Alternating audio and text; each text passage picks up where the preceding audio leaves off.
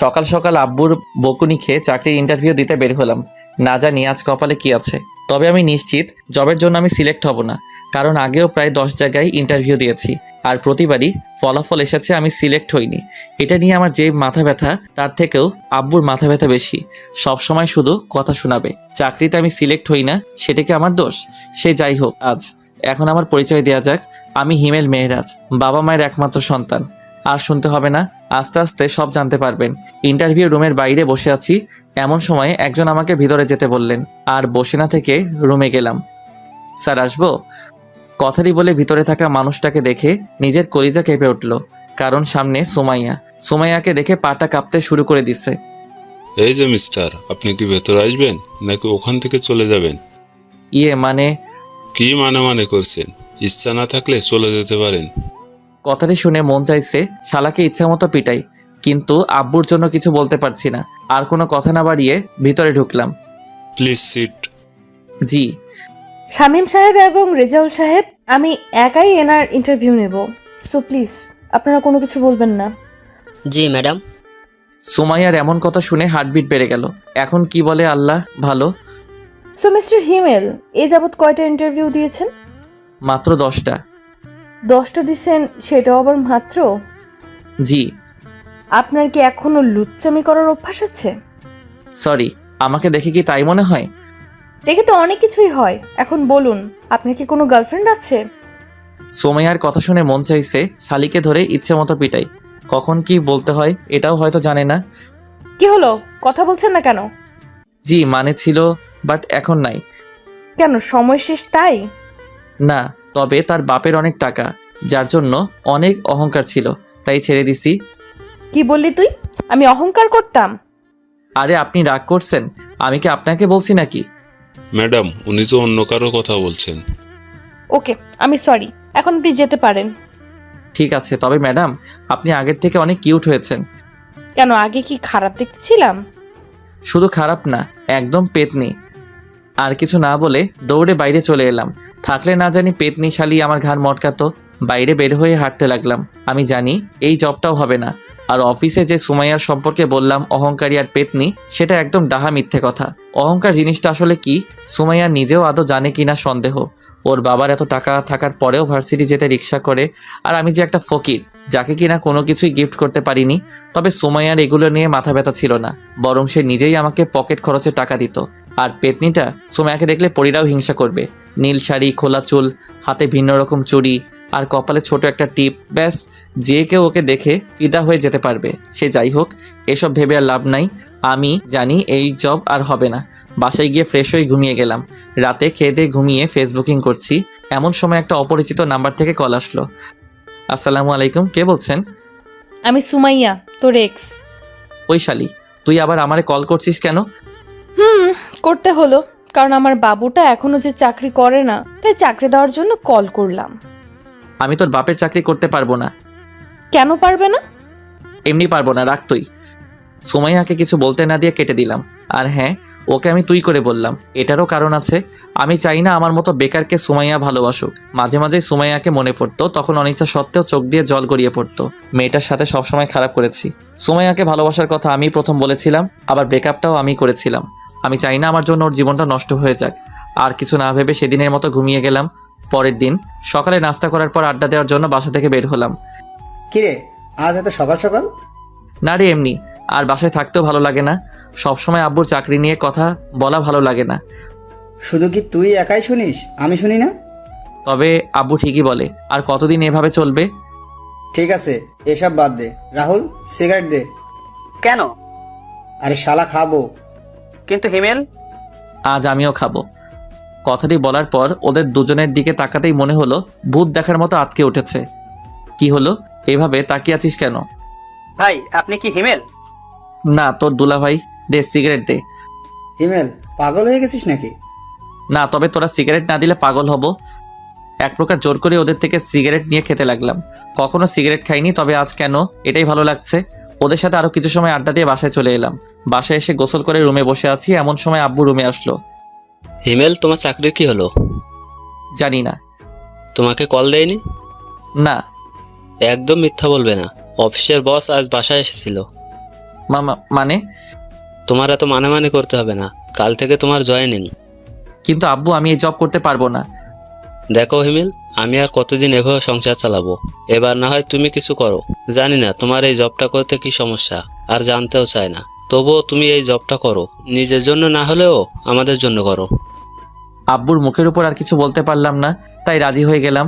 তবে যতটা সম্ভব সুমাইয়াকে এড়িয়ে চলতে হবে। পরের দিন অফিসের জন্য রেডি হচ্ছি, এমন সময় আব্বু এবং আম্মু রুমে এলো। কিছু বলবে? না, তবে মন দিয়ে কাজ করবি। আর কোনো কথা না বলে সকালে নাস্তা করে আব্বু আম্মুকে বিদায় দিয়ে অফিসের জন্য রওনা দিলাম। প্রায় 30 মিনিট পর অফিসে এলাম। চারদিকে একবার চোখ বুলিয়ে দেখতে লাগলাম। এমন সময় পিয়ন এসে বলল, আপনি কি হিমেল? জি। ম্যাডাম আপনাকে তার কেবিনে যেতে বলেছেন। ঠিক আছে, যাচ্ছি। সেখানে আর দাঁড়িয়ে না থেকে বসের কেবিনের সামনে এসে দাঁড়ালাম। ম্যাডাম, আসবো?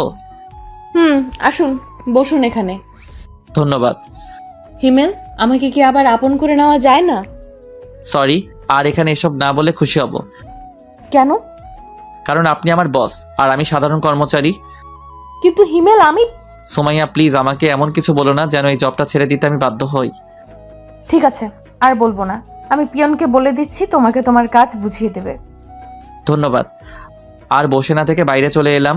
তারপর পিয়ন এসে আমার কেবিনে আর কাজ বুঝিয়ে দিয়ে গেল। প্রথম দিন তাই তেমন কোনো কাজ ছিল না, কয়েকজনের সাথে পরিচয় হয়ে নিলাম। তেমন কোনো কাজ নেই, তাই ম্যাডামের রুমে গেলাম। ম্যাডাম, আসবো? আসো। আর কখনো আসার জন্য পারমিশন নিতে হবে না, যখন ইচ্ছা তখন আসবে। আর বলো, কি হয়েছে? হাতে তেমন কোনো কাজ নেই, তাই ভাবছি বাসায় চলে যাব। ও ঠিক আছে, সাবধানে যেও। ঠিক আছে। ম্যাডামের রুমে থেকে বের হয়ে কেবিনে থাকা ব্যাগ নিয়ে বাসার উদ্দেশ্যে রওনা দিলাম। বাসায় এসে আম্মুর সাথে একটু কথা বলে রুমে গেলাম। এরই মাঝে 2 দিন চলে গেল। স্যার, আপনাকে ম্যাডাম তার কেবিনে রেখেছেন। ঠিক আছে। কেবিনে বসে কাজ করছি, এমন সময় পিয়ন এসে উপরের কথাগুলো বলে গেল। কিছু বুঝি না আমি। যতই সুমাইয়াকে এড়িয়ে চলতে চাই, সে ততই আমার কাছে চলে আসে। আর কিছু না ভেবে সুমাইয়ার কেবিনে গেলাম। ম্যাডাম, আসবো? ওই, তোমাকে কতবার বলবো আমার কেবিনে আসতে তোমার পারমিশন নিতে হবে না? সেটা হয় না ম্যাডাম। কেন হয় না? কারণ আপনি আমার বস আর আমি সাধারণ এক কর্মচারী। আর আমাকেই বা কেন পারমিশন নিতে হবে না? আরও তো সবাই আছে, তাদের বলুন। হিমেল, তুমি কি আমাকে এখন আর একটুকুও ভালোবাসো না? কাজের কথা বললে বলুন, না হলে আমি আমার কেবিনে যাব। ঠিক আছে, যাও। সেখানে আর না থেকে কেবিনে চলে এলাম।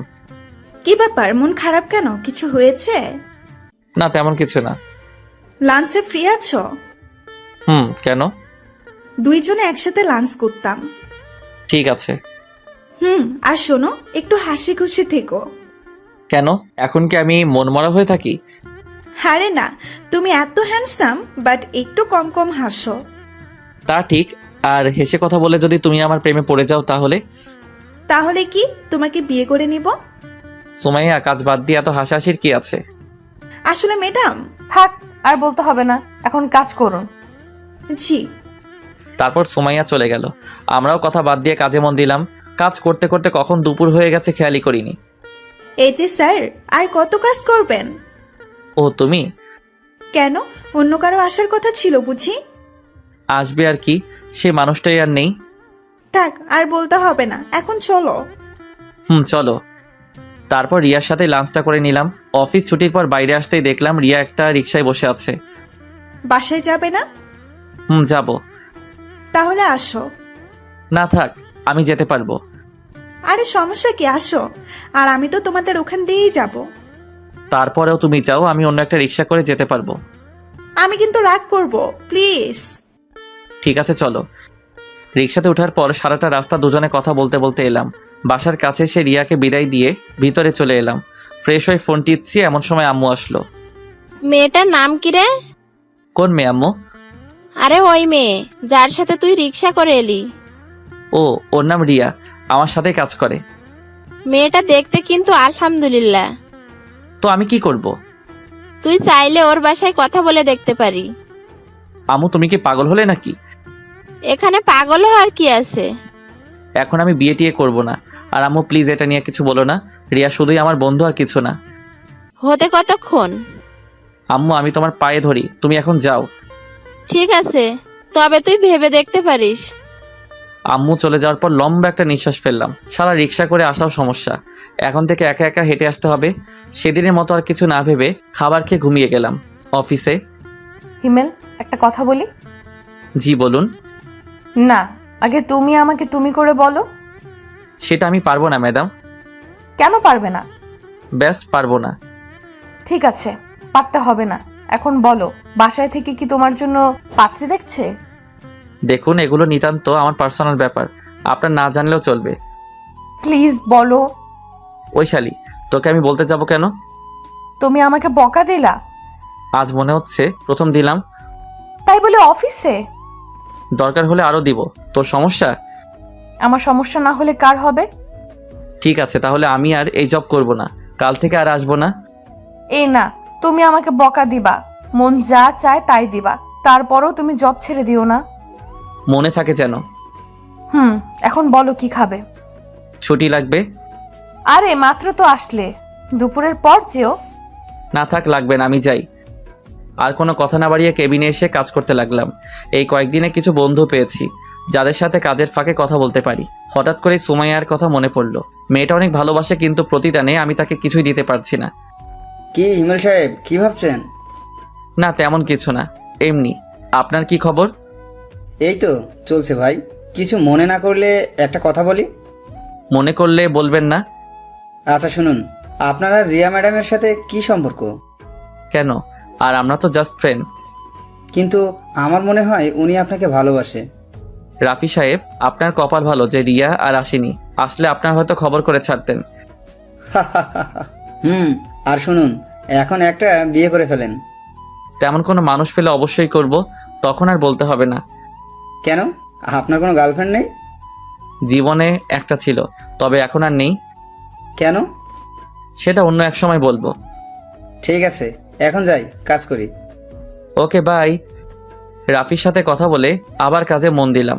হাতে কিছু কাজ থাকায় খেয়ালই করিনি দুপুর হয়ে গেছে। আর কত কাজ করবে? মানে? ও ম্যাডাম আপনি? আরে বসো বসো। জি। এখন বাসায় চলে যাও। কেন? সকালে যে বললে তোমার ছুটি লাগবে। না, আমার ছুটি লাগবে না। তখন যে বললে। এমনি বলেছি। তাহলে চলো লাঞ্চ করি একসাথে। আপনি যান, আমার দেরি হবে। ঠিক আছে, তোমার কাজ হলে আমার কেবিনে এসো, দুজনে একসাথে খাবো। আপনি খেয়ে নিন। তুমি না আসলে আমিও খাবো না। দেখা যাবে। কাজ শেষ করতে আরও 1 ঘন্টা সময় লাগবে। টেবিলের নিচ থেকে খাবার বের করতে সুমাইয়ার কথা মনে পড়লো, তাই টিফিনটা নিয়ে ম্যাডামের রুমে গেলাম। ম্যাডাম আসবো? তুমি সোফায় 5 মিনিট বসো, আমি কাজটা শেষ করে আসছি। জি। পকেট থেকে ফোনটা বের করে টিপতে শুরু করলাম। এদিকে অনেক ক্ষুধাও লেগেছে, কিছু বলতেও পারছি না, তবে অনেক রাগ হচ্ছিল। মন চাইছিল উঠে গিয়ে সুমাইয়ার ল্যাপটপ ভেঙে দিই, কিন্তু পারছি না। কিছু সময় পর। রেগে গেছো? না। হিমেল, একটা কথা বলি? বলুন। সেদিন কি আমার কোনো দোষ ছিল যার জন্য তুমি আমার সাথে ব্রেকআপ করেছিলে? আপনার কোনো দোষ ছিল না, আর এখনো নাই। তাহলে কেন চলে গিয়েছিলে আমার জীবন থেকে? নিশ্চুপ। তুমি যা বলতে আমি তো সেই কথাই শুনতাম। তাহলে কেন তুমি আমার সাথে এমনটা করলে? বুঝলাম আমি কিছু একটা ভুল করেছিলাম, কিন্তু তুমি তো আমাকে বলতে পারতে। তা না করে হুট করে একদিন এসে বললে আমাদের ভালোবাসা রাখা সম্ভব না। কি হয়েছিল তোমার? নিশ্চুপ, কারণ তার কথার কোনো উত্তর দেওয়ার মতো ভাষা আমার নেই। প্লিজ হিমেল, কথা বলো। লাঞ্চ করবেন নাকি চলে যাব? কথাটি শুনে সুমাইয়া একটা দীর্ঘশ্বাস ফেললো। ঠিক আছে। তারপর লাঞ্চ শেষ করে নিজের কেবিনে চলে আসলাম। তোর অফিস কেমন চলছে? এই তো আম্মু, চলছে। আচ্ছা শোন, আগামীকাল আমি আর তোর আব্বু তোর মামার বাসায় যাব, তুই কি যাবি? না আম্মু, অফিসে কাজের চাপ অনেক। কিন্তু ওই পাগলিটা তো আমাদের দুজনের মাথা খেয়ে ফেলবে। তোমরা এবার ম্যানেজ করে নাও। ঠিক আছে, তুই এখন রেস্ট নে। রুমে বসে ফোন টিপছি, এমন সময় আম্মু আসলো। আর এসে যা বললো তা তো শুনতেই পেলেন। আম্মু বলল যে পাগলি, আপনারা আবার আমার গার্লফ্রেন্ড ভাববেন না। পাগলিটার নাম নীলা, অনেক পিচ্ছি, তবে ওর কথা বলা আর শাসন করা সবার মন মুগ্ধ করার মতো। সে যাই হোক, আম্মু চলে যাওয়ার পর আরও কিছু সময় বন্ধুদের সাথে ফোনে কথা বলে ঘুমিয়ে গেলাম। পরের দিন আব্বু আম্মুকে স্টেশন অবধি এগিয়ে দিতে গিয়ে অফিসের জন্য অনেকটা দেরি হয়ে গেছে, প্রায় 45 মিনিট। না জানি সুমাইয়া আজ কি বলে, তবে ও কিছু বলবে আমার মনে হয় না, কারণ সুমাইয়া আমাকে দেখে অনেকটা ভয় পায়। কেন পাই জানি না, কেবিনে বসে কাজ করছি, এমন সময় রিয়া ডাকলো। এই যে হিমেল সাহেব, আজ এত দেরি হলো কেন? একটু কাজ ছিল। তা কাজটা কি শুনি? বউকে রান্না করে খাওয়াচ্ছিলেন নাকি? থাকলে তো খাওয়াবো, আসলে আব্বু আম্মুকে স্টেশনে এগিয়ে দিতে গিয়েছিলাম। কেন, ওনারা কোথাও গেল নাকি? মামার বাসায়। ও, এখন বলো আমাকে কেমন লাগছে? রিয়ার এমন প্রশ্ন শুনে কিছুটা অবাক হলাম। হায় রে, অবাক হচ্ছ কেন? তো কি হব? আরে ধুর পোকা, আজ আমাকে কেমন লাগছে সেটা জানতে চেয়েছি। রিয়ার সাথে এতটা সময় কথা বলছিলাম, কিন্তু খেয়ালই করিনি রিয়া আজ শাড়ি পরে আসছে। আরে বাহ, আজ শাড়ি পরার কারণটা কি শুনি। কেন, আমার বুঝি শাড়ি পরা বারণ? বারণ হবে কেন? কখনো পরো না তাই জিজ্ঞাসা করলাম। আগে আমার উত্তর দাও। সুন্দর লাগছে। শুধু সুন্দর? শুধু কেন হবে, অনেক অনেক বেশি সুন্দর লাগছে, যে কেউ আজ তোমার প্রেমে ফিদা হয়ে যাবে। কাউকে পড়তে হবে না, শুধু তুমি পড়লেই হবে। কি বললে? কিছু না। ঠিক আছে, এখন কাজ করো। হুম। তারপর দুজনে আর কথা না বলে কাজে মন দিলাম। কিছু সময় পর পিয়ন এসে রিয়াকে ম্যাডামের রুমে যেতে বলল। সেদিকে কান না দিয়ে নিজের মতো কাজ করতে লাগলাম। প্রায় 15 মিনিট পর ম্যাডামের রুম থেকে রিয়া বের হলো, তবে সাথে আরেকটা মেয়েকে দেখলাম। তবে মেয়েটাকে অনেক চেনা চেনা লাগছে, কিন্তু সে কে মনে করতে পারছি না। এত ভেবে আমার কাজ নাই, তাই আবার কাজে মন দিলাম। কিন্তু কপালটা খারাপ, তাই শান্তি মতো কাজটা করতে পারলাম না, কারণ সোমাইয়া তার কেবিনে আমাকে ডেকে পাঠিয়েছে। বিরক্তিকর নিঃশ্বাস ফেলে ম্যাডামের রুমে গেলাম। ম্যাডাম আসবো? আসো। আজ এত দেরি হলো কেন? একটু কাজ ছিল। ওকে। আর রিয়ার সাথে তোমার এত কি কথা থাকে? ফ্রেন্ড, কথা বলতেই পারি। ফ্রেন্ড নাকি অন্য কিছু? দেখুন। কি বলবে তুমি? তুমি কি মনে করেছো আমি কিছু দেখতে পাই না? আমি সব সময় তোমাদের উপর নজর রাখি। আমি রিয়ার সাথে কি কথাটাও বলতে পারবো না? না, পারবে না। কেন পারবো না? আমি বলছি তাই। সোমাইয়া, তুমি যেটা ভাবছো আসলে সেটার কিছুই না। আমাকে শেখাতে হবে না, যাও কাজ করো। আর ওর সাথে যেন কথা বলতে না দেখি। আর যদি বলি? সেটা পরে বুঝতে পারবে। সেখানে আর কিছু না বলে কেবিনে চলে এলাম। নিজের উপর অনেক রাগ হচ্ছে, কেন যে চাকরিটা করতে গেলাম। এখন যদি চাকরি ছেড়ে দেই তাহলে আব্বু অনেক কষ্ট পাবে, আর রিয়ার সাথে কথা না বললে কী বা হবে। এখন থেকে রিয়াকে একটু এড়িয়ে চলতে হবে। রিয়ার দিকে লক্ষ্য করতে দেখলাম নতুন মেয়েটাকে কাজ শেখাচ্ছে। আমিও আর কিছু না ভেবে কাজ করতে লাগলাম। সবার প্রায় টিফিন খাওয়া শেষ, শুধুমাত্র আমি ছাড়া, কারণ সকালে আব্বু আম্মুকে বিদায় দিতে গিয়ে টিফিনটাই আনা হয়নি। ঘড়ির দিকে তাকাতেই দেখলাম 2:30 বাজে। অফিসের বাইরে এসে একটা দোকান থেকে সিগারেট নিলাম। ভিতরে হয়তো খেতে দিবে না। সিগারেট খেতে খেতে অনেকটাই চিন্তা দূর হলো, তাই আর বাইরে না থেকে অফিসের ভিতরে চলে এলাম। কাজ করতে যাব এমন সময় আব্বুর কল। হ্যাঁ আব্বু, ঠিক মতো পৌঁছে গেছো? প্রায় 30 মিনিট আগে আসছি। বাসার সবাই কেমন আছে?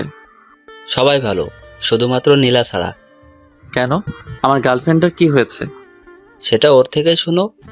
ঠিক আছে, দাও। তুমি আসলে না কেন? এখন তো আগের মতো না, এখন আমি কাজ করি, তাই না? তাই কি হয়েছে? অফিসের ম্যাডাম ছুটি দেয় না তো। তাই বলে তুমি আসবে না? ঠিক আছে, আমার বুড়ি গার্লফ্রেন্ড কিছুদিন পর আমি যাব। প্রমিস করো। ওকে, প্রমিস। এখন রাখি। কিন্তু আমার পাপ্পি। ভাইয়া এত হেসো না, পেট ব্যথা করবে। ঠিক আছে বুড়ি। বাই। নীলার সাথে কথা বলে কল কেটে দিলাম। ফোনটা ডেস্কের উপর রাখতেই দেখলাম রিয়া কেমন করুণ আর্তনাদে তাকিয়ে আছে। হয়তো কিছু বলতে চাইছে, চোখটাও ঝলমল করছে। হঠাৎ সোমাইয়ার কথা মনে পড়তে সেদিকে আর চোখ না দিয়ে কাজে মন দিলাম, কিন্তু ক্ষুধার জন্য বারবার কাজে মন বসছে না। চলে গেলাম ম্যাডামের কেবিনে। ম্যাডাম আসবো? বলো কি হয়েছে? একটু ছুটি লাগতো। কেন? ভালো লাগছে না, আর হাতের কাজ সব শেষ। আজকে ছুটি হবে না, এমনিতেই আজ লেট করে এসেছো অফিসে। এই নাও ফাইল, যাও কাজ করো। কিন্তু ম্যাডাম। কোনো কিন্তু না, কাল সকালের মধ্যে ফাইলটা আমি কমপ্লিট চাই। সুমাইয়াকে কিছু না বলে ফাইলটা নিয়ে ডেস্কে চলে এলাম। খুব রাগ হচ্ছিল, ফাইলটা ছুঁড়ে ডেস্কে মারলাম। কি ভাই, রাগ করছেন নাকি? ম্যাডাম কিছু বলেছে? আপনি আপনার কাজ করুন। আর কোনো কথা না বলে কাজ করতে লাগলাম। ক্ষুধার্ত পেটে কাজ করতে একদম ভালো লাগছিল না, কিন্তু আমি তো সুমাইয়ার কাজের গোলাম, তার গোলামি ছাড়া আমার বা আমাদের সবার কি করার আছে। একাধারে কাজ করতে লাগলাম। হিমেল বাসায় যাবে না? হাতে একটু কাজ আছে, সেটা শেষ করে বাসায় যাব। তুমি যাও। ঠিক আছে, বাসায় গিয়ে একটা কল করো। এত দরদ দেখাতে হবে না, যার যার কাজ সেই করুন। ভুলে যাবেন না এটা কাজের জায়গা, কথা বলার জায়গা নয়। Sorry madam. রিয়া তুমি চলে যাও। রিয়া আর কিছু না বলে চলে গেল। সুমাইয়ার দিকে তাকিয়ে দেখলাম অনেকটা রেগে গেছে। সেদিকে আর খেয়াল না করে কাজ করতে লাগলাম। কাজ করতে করতে খেয়ালই করিনি রাত হয়ে গেছে।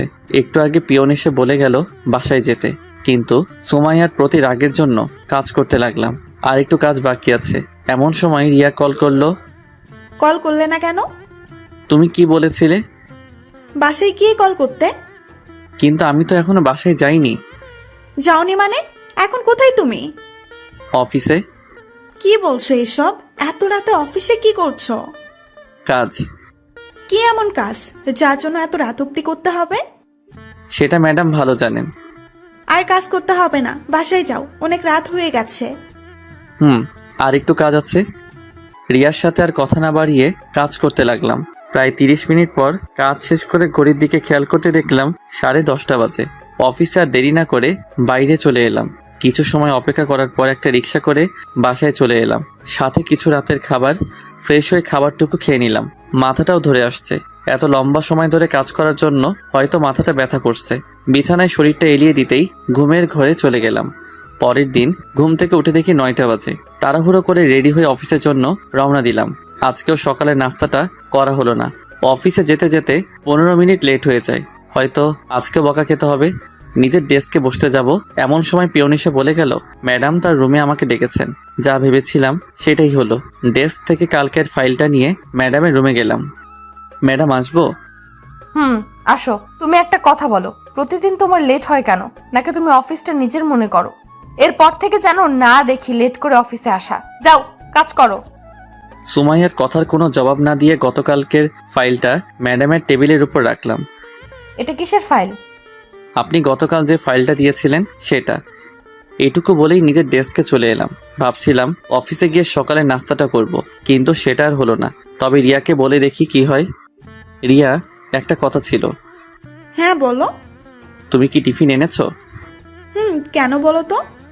সকালে নাস্তাটা করা হয়নি, আর গত রাতে ভালো করে খেতে পারিনি। যদি কিছু মনে না করো তোমার টিফিনটা দিলে খেতে পারতাম। আর লাঞ্চ টাইমে হোটেল থেকে আমি তোমাকে খাইয়ে দিব। আরে এটা বলতে কি লজ্জা হবে নাকি? এই নাও, খেয়ে আসো। ধন্যবাদ। এখন ধন্যবাদ দিতে হবে না, খাওয়ার শেষে যদি ভালো লাগে তখন দিও। ঠিক আছে। খাবার খেয়ে এসে রিয়াকে টিফিন বক্সটা ফেরত দিলাম, সাথে ধন্যবাদ। ডেস্কে বসে কাজ করছি। সেই সময় রিয়া বলল, হিমেল, বলো। তানহাকে চেনো? তানহাকে?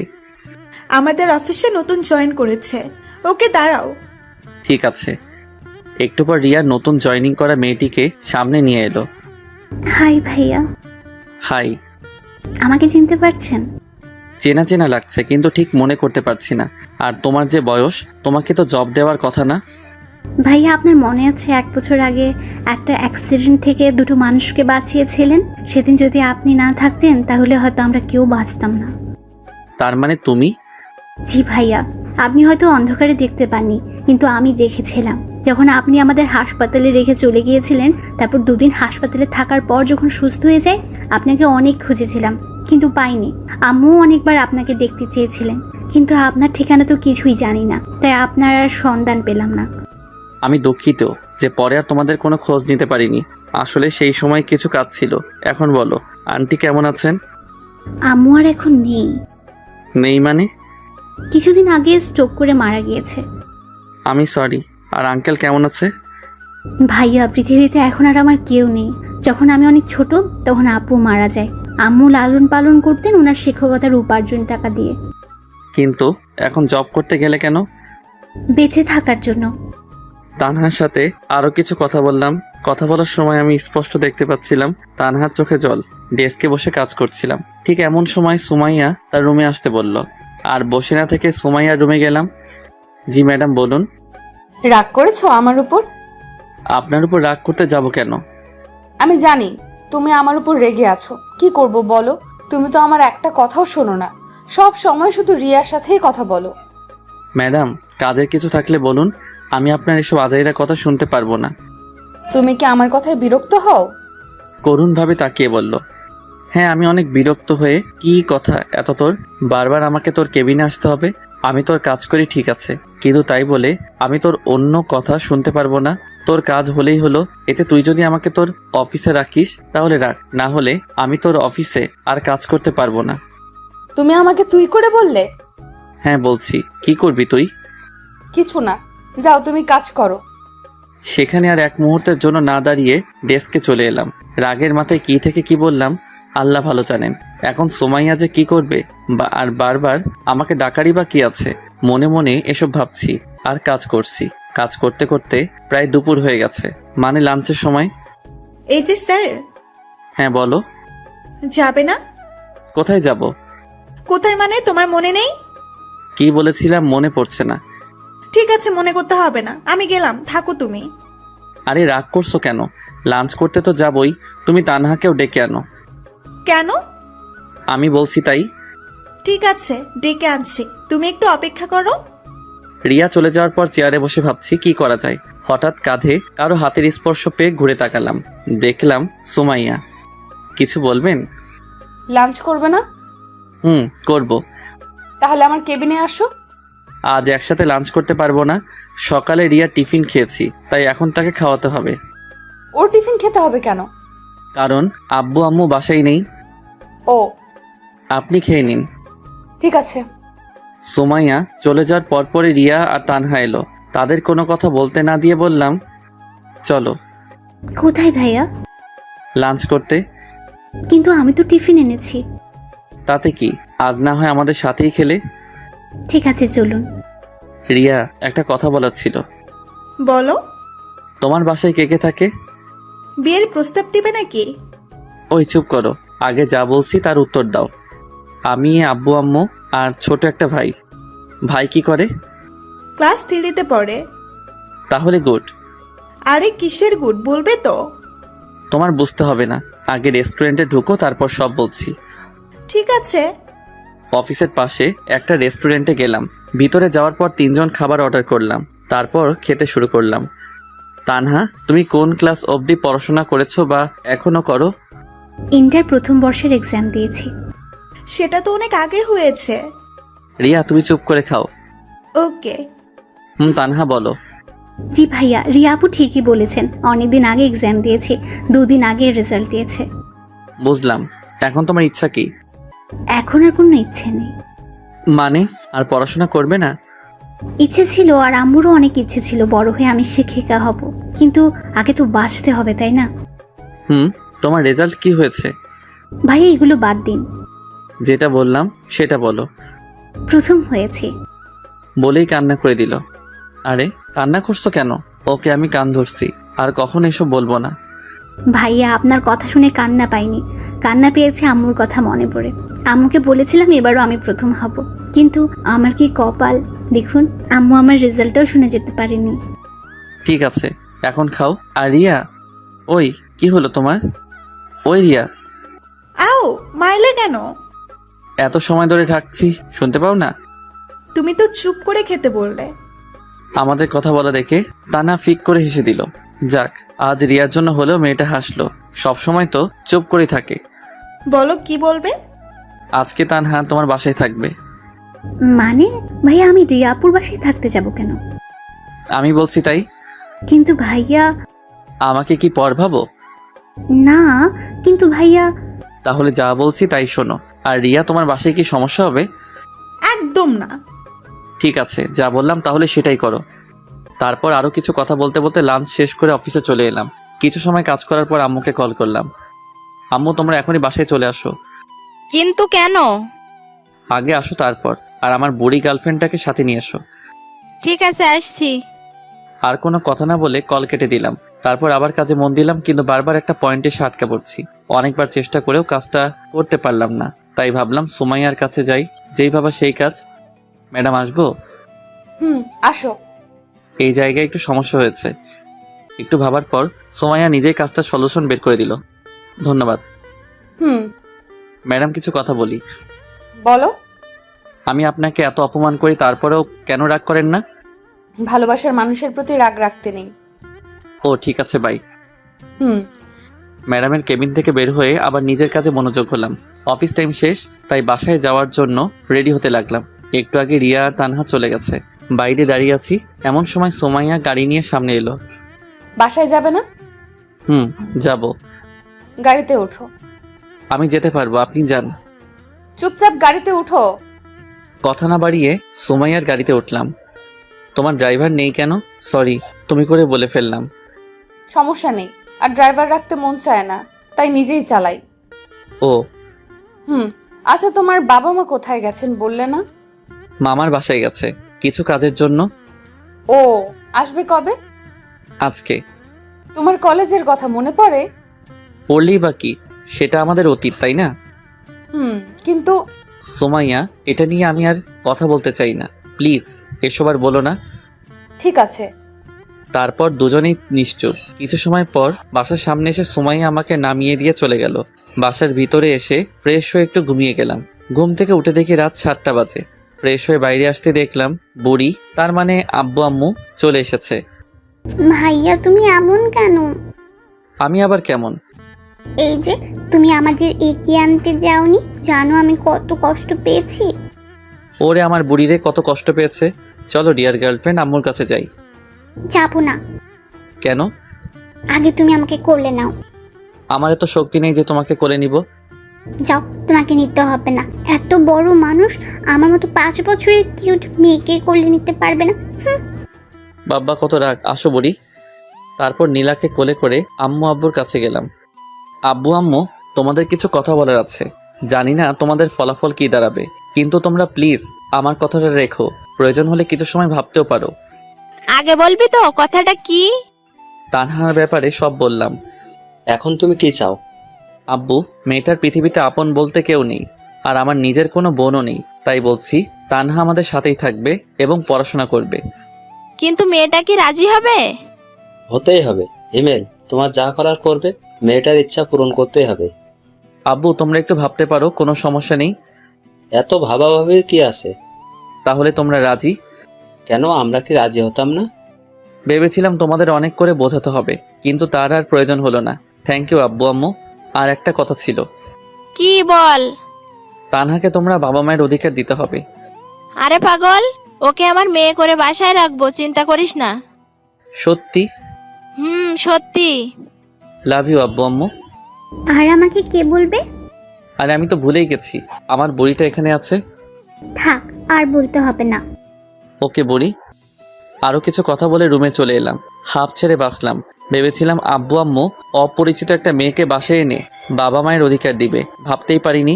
অনেক খুশি লাগছে, তার থেকে গর্ব হচ্ছে আব্বুর আম্মুর প্রতি। পরের দিন এখনও তানহা বা রিয়াকে এটা নিয়ে কিছু বলেনি, সারপ্রাইজ দিব তাই। লাঞ্চ শেষ করে কাজ করছি, ঠিক সেই সময় ম্যাডামের রুমের জোরে জোরে কথা বলা বাইরে থেকে শুনতে পেলাম। কথা বললে ভুল হবে, অনেকটা বকাঝকার মতো। সবাই কাজ বাদ দিয়ে ম্যাডামের রুমের দিকে তাকিয়ে আছে, কিন্তু বাইরে থেকে কিছু বোঝা যাচ্ছে না। এভাবে আরও কিছু সময় পার হওয়ার পর দেখলাম তানহা ম্যাডামের রুম থেকে কান্না করতে করতে বের হচ্ছে। তানহার এমন কান্না দেখে বুকের ভিতর ছ্যাদ করে উঠল। যদিও ও আমার নিজের কোনো বোন না, কিন্তু যখন ও আমাকে ভাইয়া বলে, সব কিছু বলেছে, তখন থেকেই ওকে নিজের বোনের অধিকার দিয়েছি। অফিসের সব স্টাফ তানহার কাছে গিয়ে জিজ্ঞেস করছে কি হয়েছে। রিয়াকে দেখলাম তানহাকে সান্ত্বনা দেওয়ার চেষ্টা করছে। এসব একদম আমার সহ্য হচ্ছিল না। উঠে গিয়ে তানহার কাছে গেলাম। সবাই এখান থেকে যাও আর নিজের কাজ করো। অনেক রেগে আর জোরে বললাম। সবাই আর কিছু না বলে চলে গেল, কিন্তু রিয়া তানহার কাছে আছে। এই মেয়ে, তোকে কি আলাদাভাবে যেতে বলতে হবে? তুমি আমাকে তুই? হ্যাঁ, তুই যা এখান থেকে। ভয় পেয়ে রিয়া কিছু না বলে চলে গেল। এবার নিজেকে স্বাভাবিক করে বললাম, তানহা বোন আমার, সত্যি করে বলবি তুই কি ম্যাডামকে কিছু বলেছিস? বিশ্বাস করুন ভাইয়া, আমি ম্যাডামকে কিচ্ছু বলিনি। কাজে একটু ভুল হয়েছে, যার জন্য ম্যাডাম আমাকে মৃত আব্বু আম্মুকে নিয়ে বকাঝকা করেছে। তানহার থেকে আর কিছু না শুনে তানহার হাত ধরে সোমাইয়ার কেবিনে গেলাম। তুই তানহাকে কি বলেছিস? ওর কাজে ভুল হয়েছে তাই বলেছি। তানহাকে সরি বল। হাউ ফানি, ওকে আমার সরি বলতে হবে নাকি? হ্যাঁ হবে। যদি না বলি? আমাদের কাছে এসে বলল, আর ওকে আমার জব দেওয়াই ভুল হয়েছে, কেন যে এমন একটা বাজে মেয়েকে জব দিতে গেলাম। সোমাইয়ার কথাগুলো সূচের মতো শরীরে বিঁধে যেতে লাগছিল। অনেক বেশি রাগ হচ্ছিল, তাই সহ্য করতে না পেরে অনেকটা শক্তি দিয়ে থাপ্পড় মারলাম। কি ভেবেছিস তোর যা ইচ্ছা তাই বলবি? তুই জানিস তানহাকে? তুই কি করে বলবি? আমি বলছি তাহলে, তানহা আমার বোন। কিন্তু তোমার তো নিজের কোনো বোন নেই। হ্যাঁ, সেটা পরশু অবধি ছিল, কিন্তু গতকাল থেকে তানহা আমার বোন। যদিও ও আমার নিজের মায়ের পেটের বোন না, কিন্তু এখন থেকে তানহা আমার মায়ের পেটের বোন। আর তুই যে জবের জন্য তানহাকে বকা দিয়েছিস, সেই জব আজ থেকে ও করবে না। কালকের মধ্যে তুই রিজাইন লেটার পেয়ে যাবি। কথাগুলো বলে ডেস্ক থেকে ব্যাগটা নিয়ে তানহাকে সাথে করে অফিসের বাইরে চলে এলাম। ভাইয়া, ম্যাডামের সাথে এভাবে কথা বলা ঠিক হয়নি। সেটা আমি শুনতে চেয়েছি। না, কিন্তু জব ছেড়ে দিলে আমি বাঁচবো কি করে? ভয় পাচ্ছিস? তুই এখন আমার বোন। গতকাল আব্বু আম্মুকে সব বলেছি। তোকে আজ সারপ্রাইজ দিতে চেয়েছিলাম, কিন্তু কি থেকে কি হয়ে গেল বুঝতেই পারিনি। কথাগুলো বলে তানহার দিকে তাকাতেই দেখলাম মেয়েটার চোখ দিয়ে জল গড়িয়ে পড়ছে, যা দেখতে আমার একদম ভালো লাগছিল না। তাই হাসানোর জন্য বললাম, তুই কি জানিস তুই কান্না করলে একদম পেতনির মতো লাগে। ভাইয়া। ঠিক আছে, আর বলবো না। আর সরি তুই করে বলছি। সরি কেন? এখন থেকে তুই করে আমাকে বলবে। আর তুইও আপনি না তুই করে বলবি। ঠিক আছে। তারপর একটা রিক্সা করে সারাটা রাস্তা তানহার সাথে কথা বলতে বলতে বাসায় চলে এলাম। বাসার ভিতরে আসতেই আম্মুকে বললাম, আম্মু ও তানহা। চুপ হারামজাদা, মায়ের কাছে মেয়েকে পরিচয় করে দিস, তোর লজ্জা করে না একটু? আম্মুর কথা শুনে তানহা হেসে দিল। তাই বলে, চুপ কর। তানহা মা, আয় আমার সাথে। তানহাকে সাথে করে নিয়ে আম্মু রুমে চলে গেল। আপনাদের হয়তো বলা হয়নি, আমাদের বাসা 3 তলা। উপরে আমরা থাকি আর নিচের 2 তলা ভাড়াটে থাকে। ভাড়া দিয়ে অনেক টাকা পাওয়া যায়, যার জন্য আমি চাকরি করতে চাইনি। সেই যাই হোক, আম্মু তানহাকে নিয়ে রুমে যাওয়ার পর আমি আর সেখানে দাঁড়িয়ে না থেকে রুমে এসে ফ্রেশ হয়ে নিলাম। ভাইয়া, আপুটা কি এখন থেকে এখানেই থাকবে? আর বুড়ি, তুই যেন ওর সাথে খারাপ ব্যবহার করবি না। তুমি আমাকে কি বললে? এখন তোমার জরিমানা হয়ে গেছে। কিসের জরিমানা? এই যে তুমি আমাকে তুই করে বলেছো। আল্লাহ, আমি তো ভুল করে বলেছি। কোনো কথা নেই, তবে এটা একটু ভিন্ন জরিমানা। শুনি, এবার জরিমানাটা কি? কাল আমরা ঘুরতে যাব। আমার যত ইচ্ছা ঘুরবো, খাবো, তোমার কিছু বলা যাবে না। তাহলে তো আমি ফকির হয়ে যাব। হলে হবে, তাতে আমার কি? আমি তো তোমার বিএফ, তাই না? বিএফ এর থেকে টাকা নিবে? চুপ। বিএফ মানে বেস্ট ফ্রেন্ড, তাই তোমার থেকে আমি নিতেই পারি। আমি কিন্তু মন খারাপ করব। আমিও আন্টিকে বলে দেব হিমেল ভাইয়া আমাকে বকা দিয়েছে। থাক, তার আর দরকার হবে না। এখন চলো, তোমাকে ডাকছে। ওকে ডিয়ার গার্লফ্রেন্ড, চলো। নীলাকে সাথে করে নিয়ে আব্বু আম্মুর রুমে গেলাম। দেখলাম আব্বু আম্মু অনেক হেসে হেসে কথা বলছে। কি ব্যাপার, এত হাসাহাসির কি আছে? হিমেল, তোকে অনেক অনেক ধন্যবাদ। কিন্তু কেন? তানহাকে বাসায় আনাই। ও, জানিস মেয়েটা অনেক ভালো।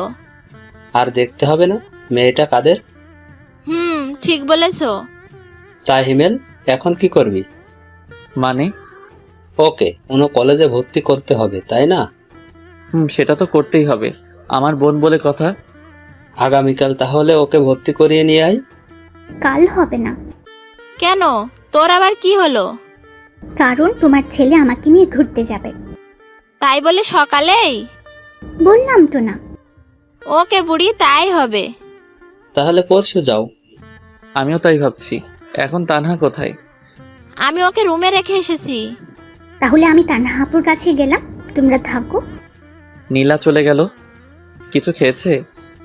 না, বললো অফিসে নাকি লাঞ্চ করেছে। ঠিক আছে। আরও কিছু সময় কথা বলে রুমে চলে এলাম। হঠাৎ মনে পড়লো রিয়াকে অফিসে ধমক দেওয়ায় হয়তো কষ্ট পেয়েছে মেয়েটা। তাই আর দেরি না করে রিয়াকে কল দিলাম। হ্যাঁ হিমেল, বলো। কি করো? এই তো বাসায় এসে ফ্রেশ হলাম। কেন বলো তো? আমি কি জিজ্ঞেস করতে পারি না? পারো, কিন্তু কখনো আগে থেকে কল করো না, তাই আর কি। আসলে রিয়া, অফিসে তোমাকে কি থেকে কি বলেছি সেটা নিয়ে যদি কষ্ট পেয়ে থাকো তাহলে আমি সরি। আসলে মাথা ঠিক ছিল না। ঠিক আছে, সরি বলতে হবে না। এখন তানহা কোথায়? বাসায় নিয়ে এসেছি।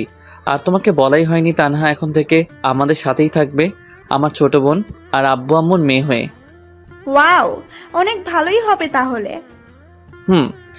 তুমি কি করো? রিয়ার সাথে অনেকটা সময় কথা বলার পর বিছানায় শরীরটা এলিয়ে দিলাম। এরকমভাবে কিছুটা সময় থাকার পর বন্ধুদের সাথে মেসেঞ্জারে কথা বলতে লাগলাম। শালার জবটার জন্য বন্ধুদের সাথেও ঠিকমতো কথা বলতে পারি না। তারপর সবাই মিলে রাতের খাবারটা খেয়ে নিলাম। ড্রয়িং রুমে বসে আছি, এমন সময় নীলা বলল, আন্টি আজ আমি আপুর সাথে ঘুমাবো। আজ না, অন্য আরেক দিন। না, আজকেই। নীলা, ভাইয়া আমি নীলাকে বলেছি এটা বলতে, আর আমি নীলা না হয় একসাথে ঘুমাই। কিন্তু মা, তোর যদি কোনো সমস্যা হয়? আম্মু কোনো সমস্যা হবে না। ঠিক আছে, তাহলে ঘুমাস। সবার সাথে তানহা কথা বলতে লাগলো। তবে সব থেকে ভালো লাগছে তানহা আব্বু আম্মুকে আব্বু আম্মু বলেই ডাকছে, যেটা দেখে মনে অনেকটা শান্তি অনুভব করলাম। সবার সাথে কিছু সময় কথা বলে রুমে এসে ঘুমিয়ে গেলাম। পরের দিন, ডিয়ার বয়ফ্রেন্ড, এখন আমার জন্য আর আপুর জন্য খাবার অর্ডার দাও। ওই আমি তোর কোন কালের বয়ফ্রেন্ড শুনি? দেখো, আমাকে তুই করে বলবে না। আহা নীলা, বললে কি সমস্যা? আমাকেও তো তুই করে বলে। আপু তুমি ছোট, তাই বুঝবে না, আমাকে কথা বলতে দাও। নীলার কথা শুনে আমরা দুজন হাসবো না কান্না করব কিছুই বুঝলাম না। এতটুকু মেয়ে হয়ে একদম বুড়ির মতো কথা বলে। শুধু শুধু তো আর বুড়ি উপাধি দেয়নি তাকে। সে যাই হোক, ওদের কথা মতো খাবার অর্ডার করলাম। হ্যাঁ, আমরা নীলার কথা মতোই ঘুরতে বের হয়েছি। পিচ্ছি হলেও রাগ অভিমান অনেক। সারাটা দিন আমাকে পাগলের মতো ঘুরপাক করাচ্ছে। কিছু ভুল হলেই হয় কান্না বা তানহার ফোন নিয়ে আব্বু আম্মুকে কল করে বলবে আমি নাকি ওকে মেরেছি। কিছু সময় পর ওয়েটার খাবার দিয়ে গেল। তিনজন বসে খাচ্ছি, এমন সময় তানহা বলল, ভাইয়া দেখ তো, ওটা ম্যাডাম না? তো দেখ কেমন করুণ ভাবে তাকিয়ে আছে। বাদ দে এই ছলনাময়ীর কথা। তোকে হয়তো কিছু বলতে চায়। বলবে না। আর তুই এসব কি বলছিস? ভুলে গেলি ওর ডাইনির মতো রূপের কথা? না ভাইয়া, ম্যাডাম হয়তো তেমন না। তুই আর একটা কথা বললে সেদিন যে ম্যাডামকে দিয়েছিলাম তোকেও আজ সেটা দিব। কথা শুনে তানহা চুপ করে গেল। কি দিয়েছিলে ভাইয়া?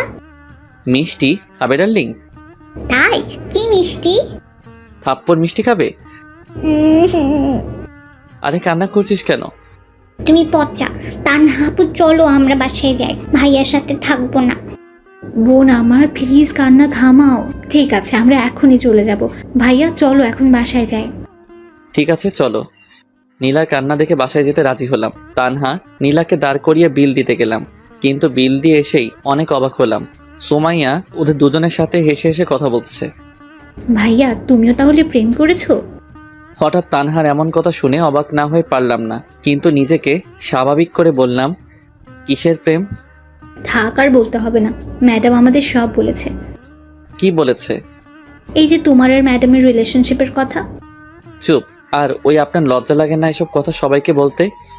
নিজের ননদিকেই তো বলছি। কিসের ননদ? তোমার সাথে আমার বিয়ে হলে তো তোমার বোন আমার ননদ হবে, তাই না? বিয়ে? সেটাও আবার তোমাকে? হাস্যকর। দেখা যাবে। দেখতে পারবে। এখন বলো, অফিসে যাওনি কেন? আমার জন্য। মানে?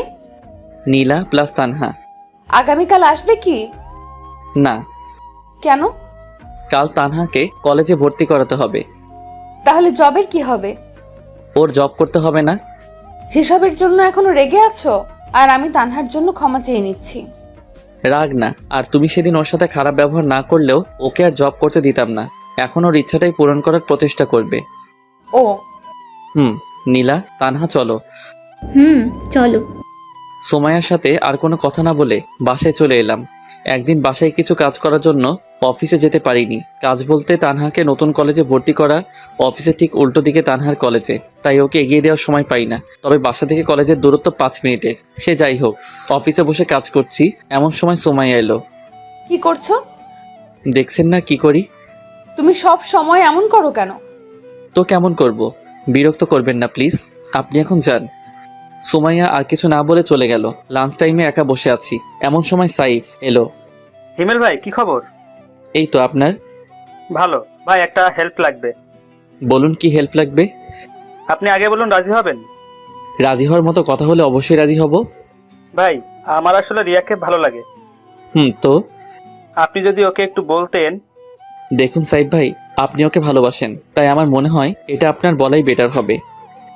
কিন্তু আপনি যদি ওকে বোঝাতেন। ঠিক আছে, বলবো। ধন্যবাদ। সাইব চলে যাওয়ার পর আমিও এসে ডেস্কে বসলাম। রিয়া আপন মনে সে তার কাজ করছে। রিয়া, একটা কথা বলি। বলো। তুমি কি কাউকে ভালোবাসো? বাসি। ও, আসলে সাইব বলল সে তোমাকে ভালোবাসে, তাই জিজ্ঞাসা করলাম।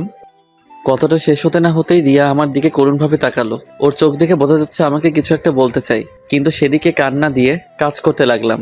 সেদিনের মতো কাজ শেষ করে বাসায় চলে আসলাম। পরের দিন লাঞ্চ টাইমে আমি আর রিয়া বসে আছি, কিন্তু মেয়েটাকে দেখে মনে হচ্ছে অনেক রেগে আছে, যার জন্য কিছু বলার সাহস খুঁজে পাচ্ছি না।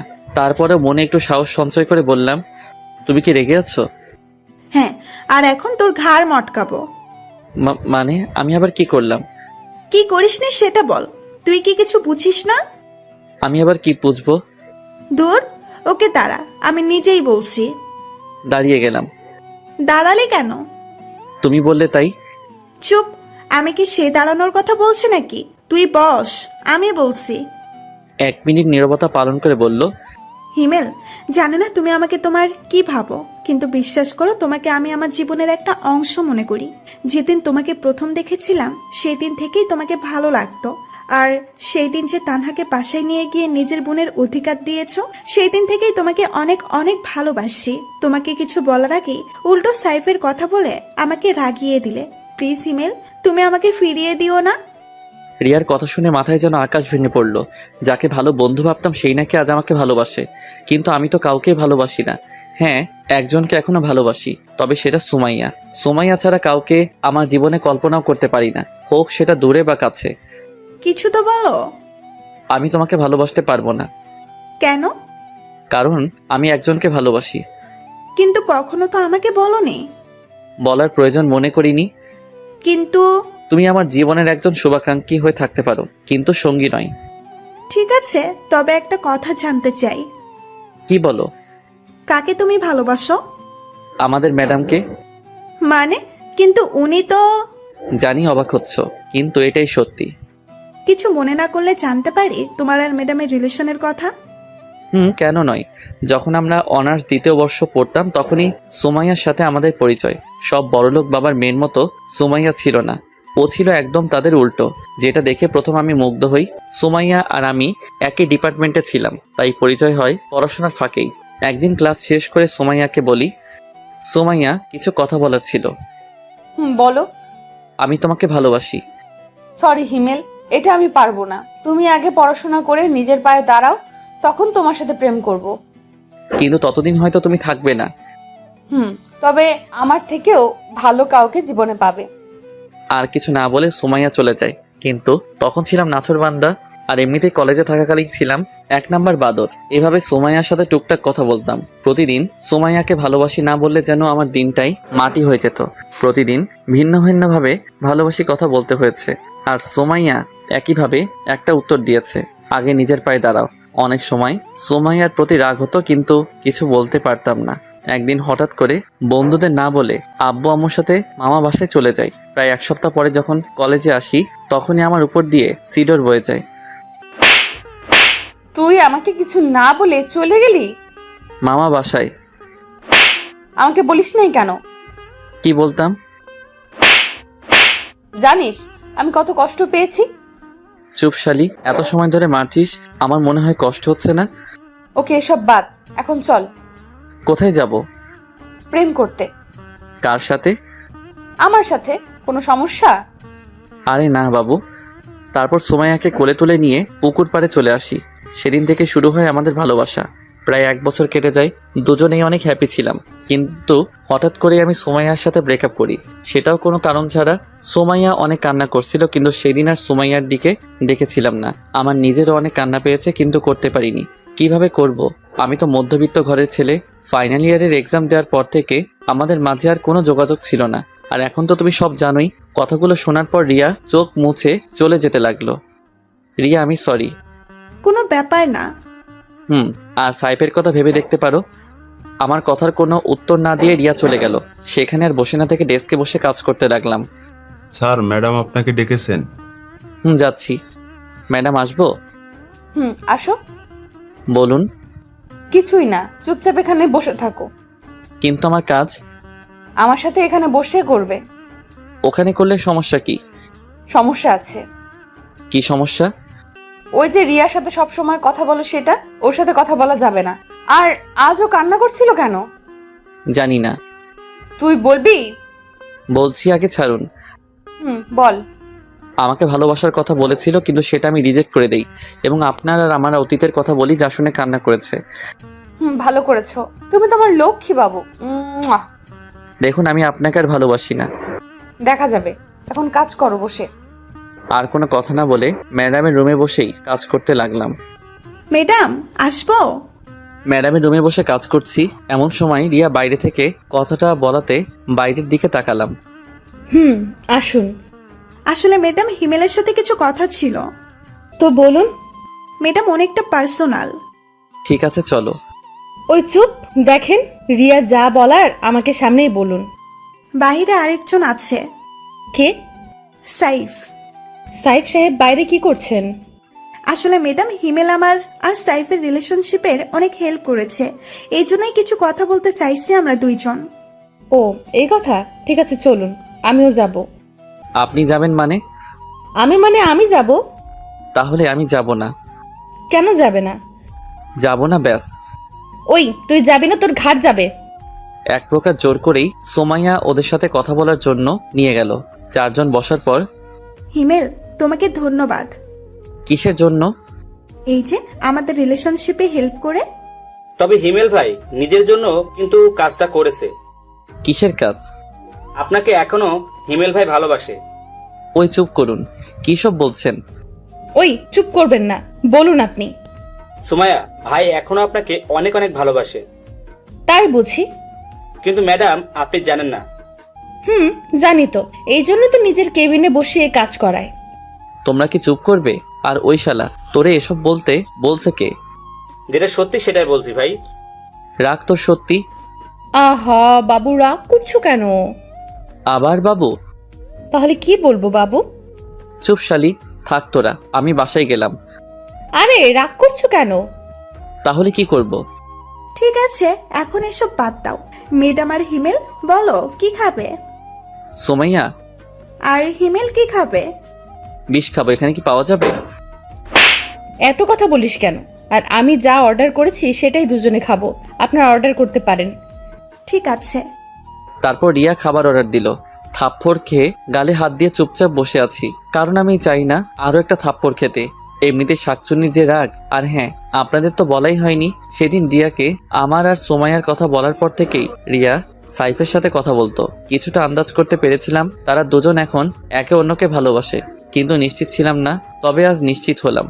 এক সপ্তাহের ব্যবধানে দুজন দুজনকে ভালোবেসে ফেললো। আর আমি সেটা তো সেদিন থেকে কুয়ার মধ্যে পড়ে আছি, যেদিন থেকে সোমাইয়া তার কেবিনের ভিতরে আমার ডেস্ক করে দিছে। সব সময় জ্বালাতন, সে যাই হোক। লাঞ্চ শেষ করে অফিসে এলাম, কাজ করছি এমন সময় সোমাইয়া চেয়ারটা তার দিকে ঘুরিয়ে নিল। কি হলো আবার? সোমাইয়া কোনো কিছু না বলে আমার কোলে এসে বসলো। কি করছো এ? যেটা করছি সেটা করতে দাও। নিশ্চুপ, কারণ মুখ ধরে রাখছে। বাবু তুমি এমন কেন? রাখ তোর বাবু। দেখ, এই রোমান্টিক সময় যদি তুই এইসব বলিস, তোর খবর আছে কিন্তু। আমি এত রোমান্টিক না যে তোর সাথে রোমান্স করব এখন। সোমাইয়া কিছু না বলে আমার নাদান ঠোঁট জোড়াকে নিজের মনে করে চুষতে লাগলো। প্রায় 7 মিনিট পর ছেড়ে দিল। ছেড়ে দেওয়ার পর দুজনেই হাঁপাতে লাগলাম। কেমন লাগলো বাবু? একদম জঘন্য। তাহলে আবার দেই? তার আর দরকার নাই। আমার কোল থেকে উঠে ডেস্কের উপরে বসে দুপা চেয়ারের দুই পাশে দিয়ে আমাকে দোলাতে দোলাতে বলল, কেন? যদি আমার পেট খারাপ হয়। পাগল, কিস করলে পেট খারাপ হয় তোমাকে কে বলেছে? ফেসবুকে দেখেছিলাম গার্লফ্রেন্ডকে কিস করে পেট খারাপ বয়ফ্রেন্ডের। মজা নাও। আরে না, সত্যি দেখেছিলাম। আচ্ছা এসব বাদ, এখন বলো তুমি আমাকে মিথ্যা বলতে কেন? কি মিথ্যা বলতাম? এই যে তুমি আমাকে ভালোবাসো না। সত্যি ভালোবাসি না। দেখা যাবে বিয়ের পর। কাদের বিয়ে? তোমার আর আমার। হবে না বিয়ে। বাজি? আমি বাজি। বাট কি বাজি? তুমি যা বলবে তাই। ঠিক আছে, আমি যদি তোমাকে বিয়ে করতে পারি তাহলে তোমার সাধ্যমতো কিছু কাজ করতে দিব, সেগুলো তোমার হাড়ে হাড়ে পালন করতে হবে। ওকে, আর যদি বিয়ে না হয়? তাহলে সারা জীবনের জন্য তোমার জীবন থেকে চলে যাব। সুমাইয়া কথা শুনে বুকের ভিতর নিজের অজান্তেই ছ্যাদ করে উঠল। হয়তো আমি ওকে হারাতে চাই না, কিন্তু সুমাইয়া ওর পরিবার রেখে আমাদের পরিবারে কিভাবে থাকবে? সুমাইয়া হলো বাবা মায়ের একমাত্র সন্তান। এটা ছাড়াও ওর বাবার অনেক টাকা। ইচ্ছে করলে ওর বাবা একটা ভালো কোনো পরিবারে তার মেয়ের বিয়ে দিতে পারেন। কিন্তু সুমাইয়ার কথা শুনে এতটা অস্বস্তি লাগছে কেন? আমার এমন চেহারা দেখে সুমাইয়া হেসে বলল, আরে ভয় পেও না, তোমাকে ছাড়া কোথাও যাব না। প্রয়োজন হলে তোমাকে জোর করে বিয়ে করব। দেখা যাক। সুমাইয়া তখন কিছু না বলে উঠে আমার কপালে চুমু খেয়ে বলল, কাজ করো এখন। তারপর কাজে মন দিলাম। অফিস শেষ করে বাইরে রিক্সার জন্য অপেক্ষা করছি, কিন্তু কোনো মতে রিক্সার কোনো খোঁজ নাই। হেঁটে যাব বলে পা বাড়ালাম, এমন সময় সুমাইয়া গাড়ি দিয়ে পথ আটকালো। বাবু ওঠো। ওই চুপ, সবসময় মজা ভালো লাগে না। মজা কেন করব? আর ওঠো। না থাক, আমি হেঁটেই যাব। এই উঠবি তুই? না। শালা, তুই উঠবি না মানে তোর বাপ উঠবে। তাহলে আব্বুকে গিয়ে বলো। এটা কথার কথা, এখন তুই উঠ। কলার ধরে গাড়ির মধ্যে নিয়ে গেল। তুমি আমাকে নির্যাতন করছো কেন? কি বললে? এটা নির্যাতন? তো নয়তো কি? আর তুমি যে আমার সাথে ব্রেকআপ করছিলা সেটা আমাকে টর্চার করা হয়নি? এসব বাদ দিয়ে চুপচাপ বসে থাকো।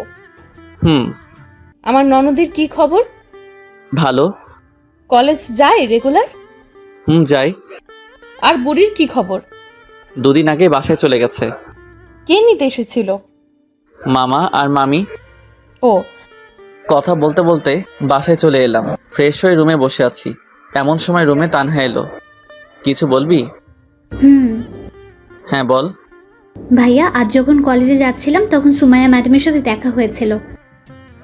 কি হয়েছে? এটা আমাকে দিয়েছে। এটা তো অনেক দাম, আর তুই এটা নিতে গেলি কেন? আমি নিতে চাইনি, ম্যাডাম আমাকে অনেক জোর করে দিয়েছে। তোর পছন্দ হয় এটা? অনেক। ঠিক আছে, তাহলে এটা রেখে দে। তবে আমি একটা ছবি তুলে নিই। কেন? এমনি। ওকে, এখন তুই যা। ঠিক আছে। তানহা চলে যাওয়ার পর রাহুলকে কল দিলাম, কারণ ওর বাবার জুয়েলার্সের দোকান আছে। হ্যাঁ দোস্ত বল। তোকে আমি একটা ছবি দিছি, সেটা দেখ, আর আমাকে বলে এরকম কানের দুল আরো আছে নাকি। খারা, আমি দেখছি। দোস্ত আছে। একটা আমার লাগবে। এটা আর এক জোড়াই আছে। কেন?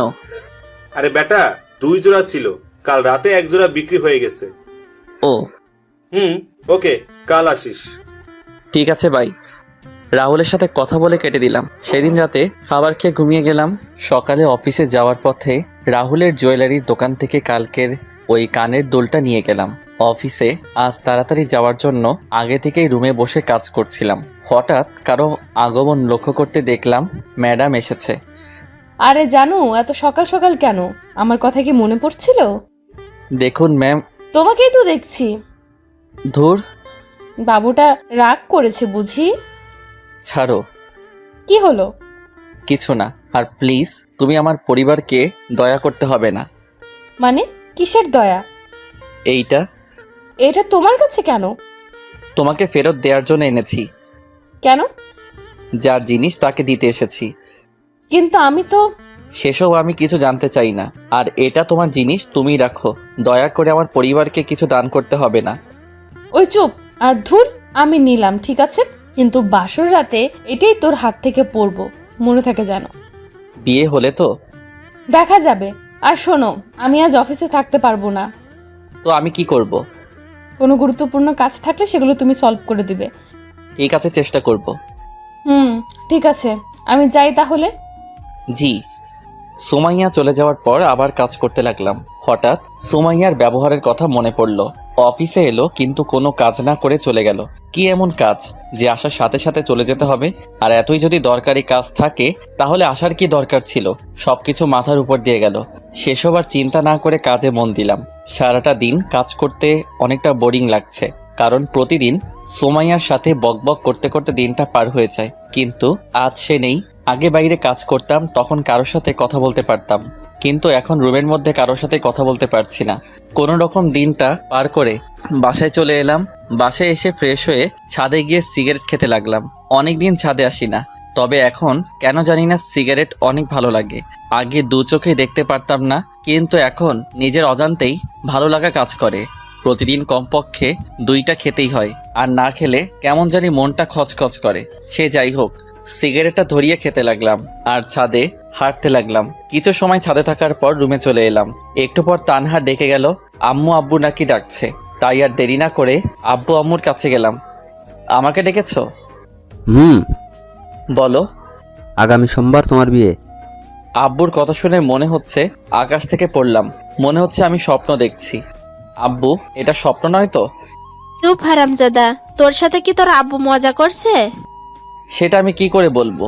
মজাও তো করতে পারে। হিমেল, আমি সিরিয়াস। কিন্তু আব্বু, পাত্রী তোমরা কই পেলে? পাত্রী পাইনি, পাত্রী নিজে এসেই আব্বু আম্মুর কাছে ধরা দিয়েছে। কি? কে এসে? তোর অফিসের বস। কি বলছো এসব? ঠিকই বলছি, আমরা সবাই রাজি। এখন তুমি কি বলো? আব্বু, এটা ঠিক হবে না। কেন হবে না? কারণ ওরা অনেক বড় লোক, আর ওর বাবার সম্পত্তির গরমে থাকবে। আমার কি কম আছে? আর মেয়েটা খারাপ না।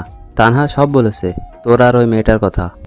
তানহা, ওকে ভয় দেখিয়ে লাভ নাই। তোর আব্বু যেটা বলছে সেটাই ফাইনাল। কিন্তু কোনো কিন্তু নাই। সোমবার তোমার বিয়ে মানে বিয়ে।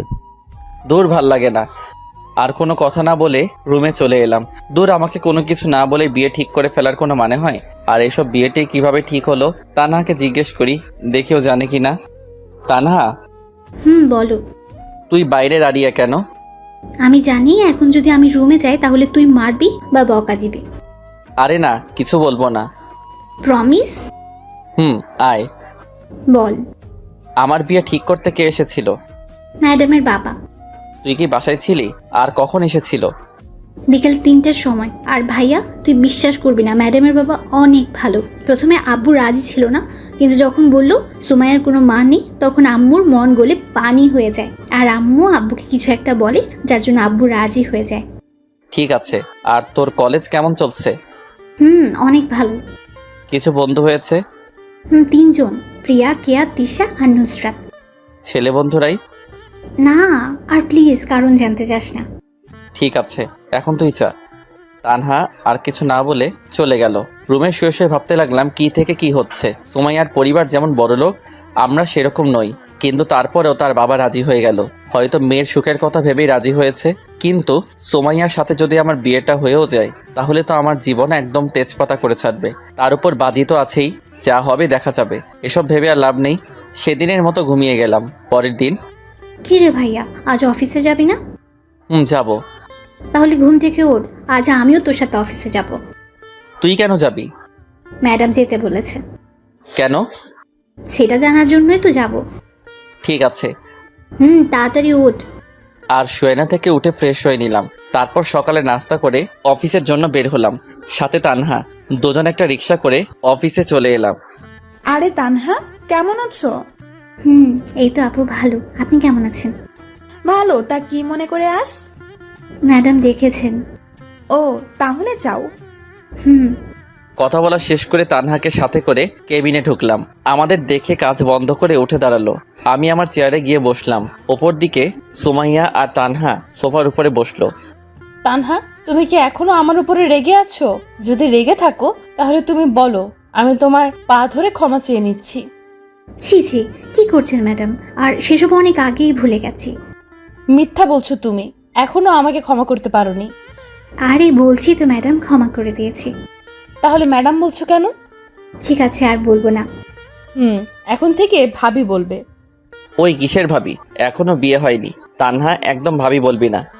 ভাইয়া তুই চুপ কর, ভাবির সাথে আমাকে কথা বলতে দে। আর কিছু বললাম না।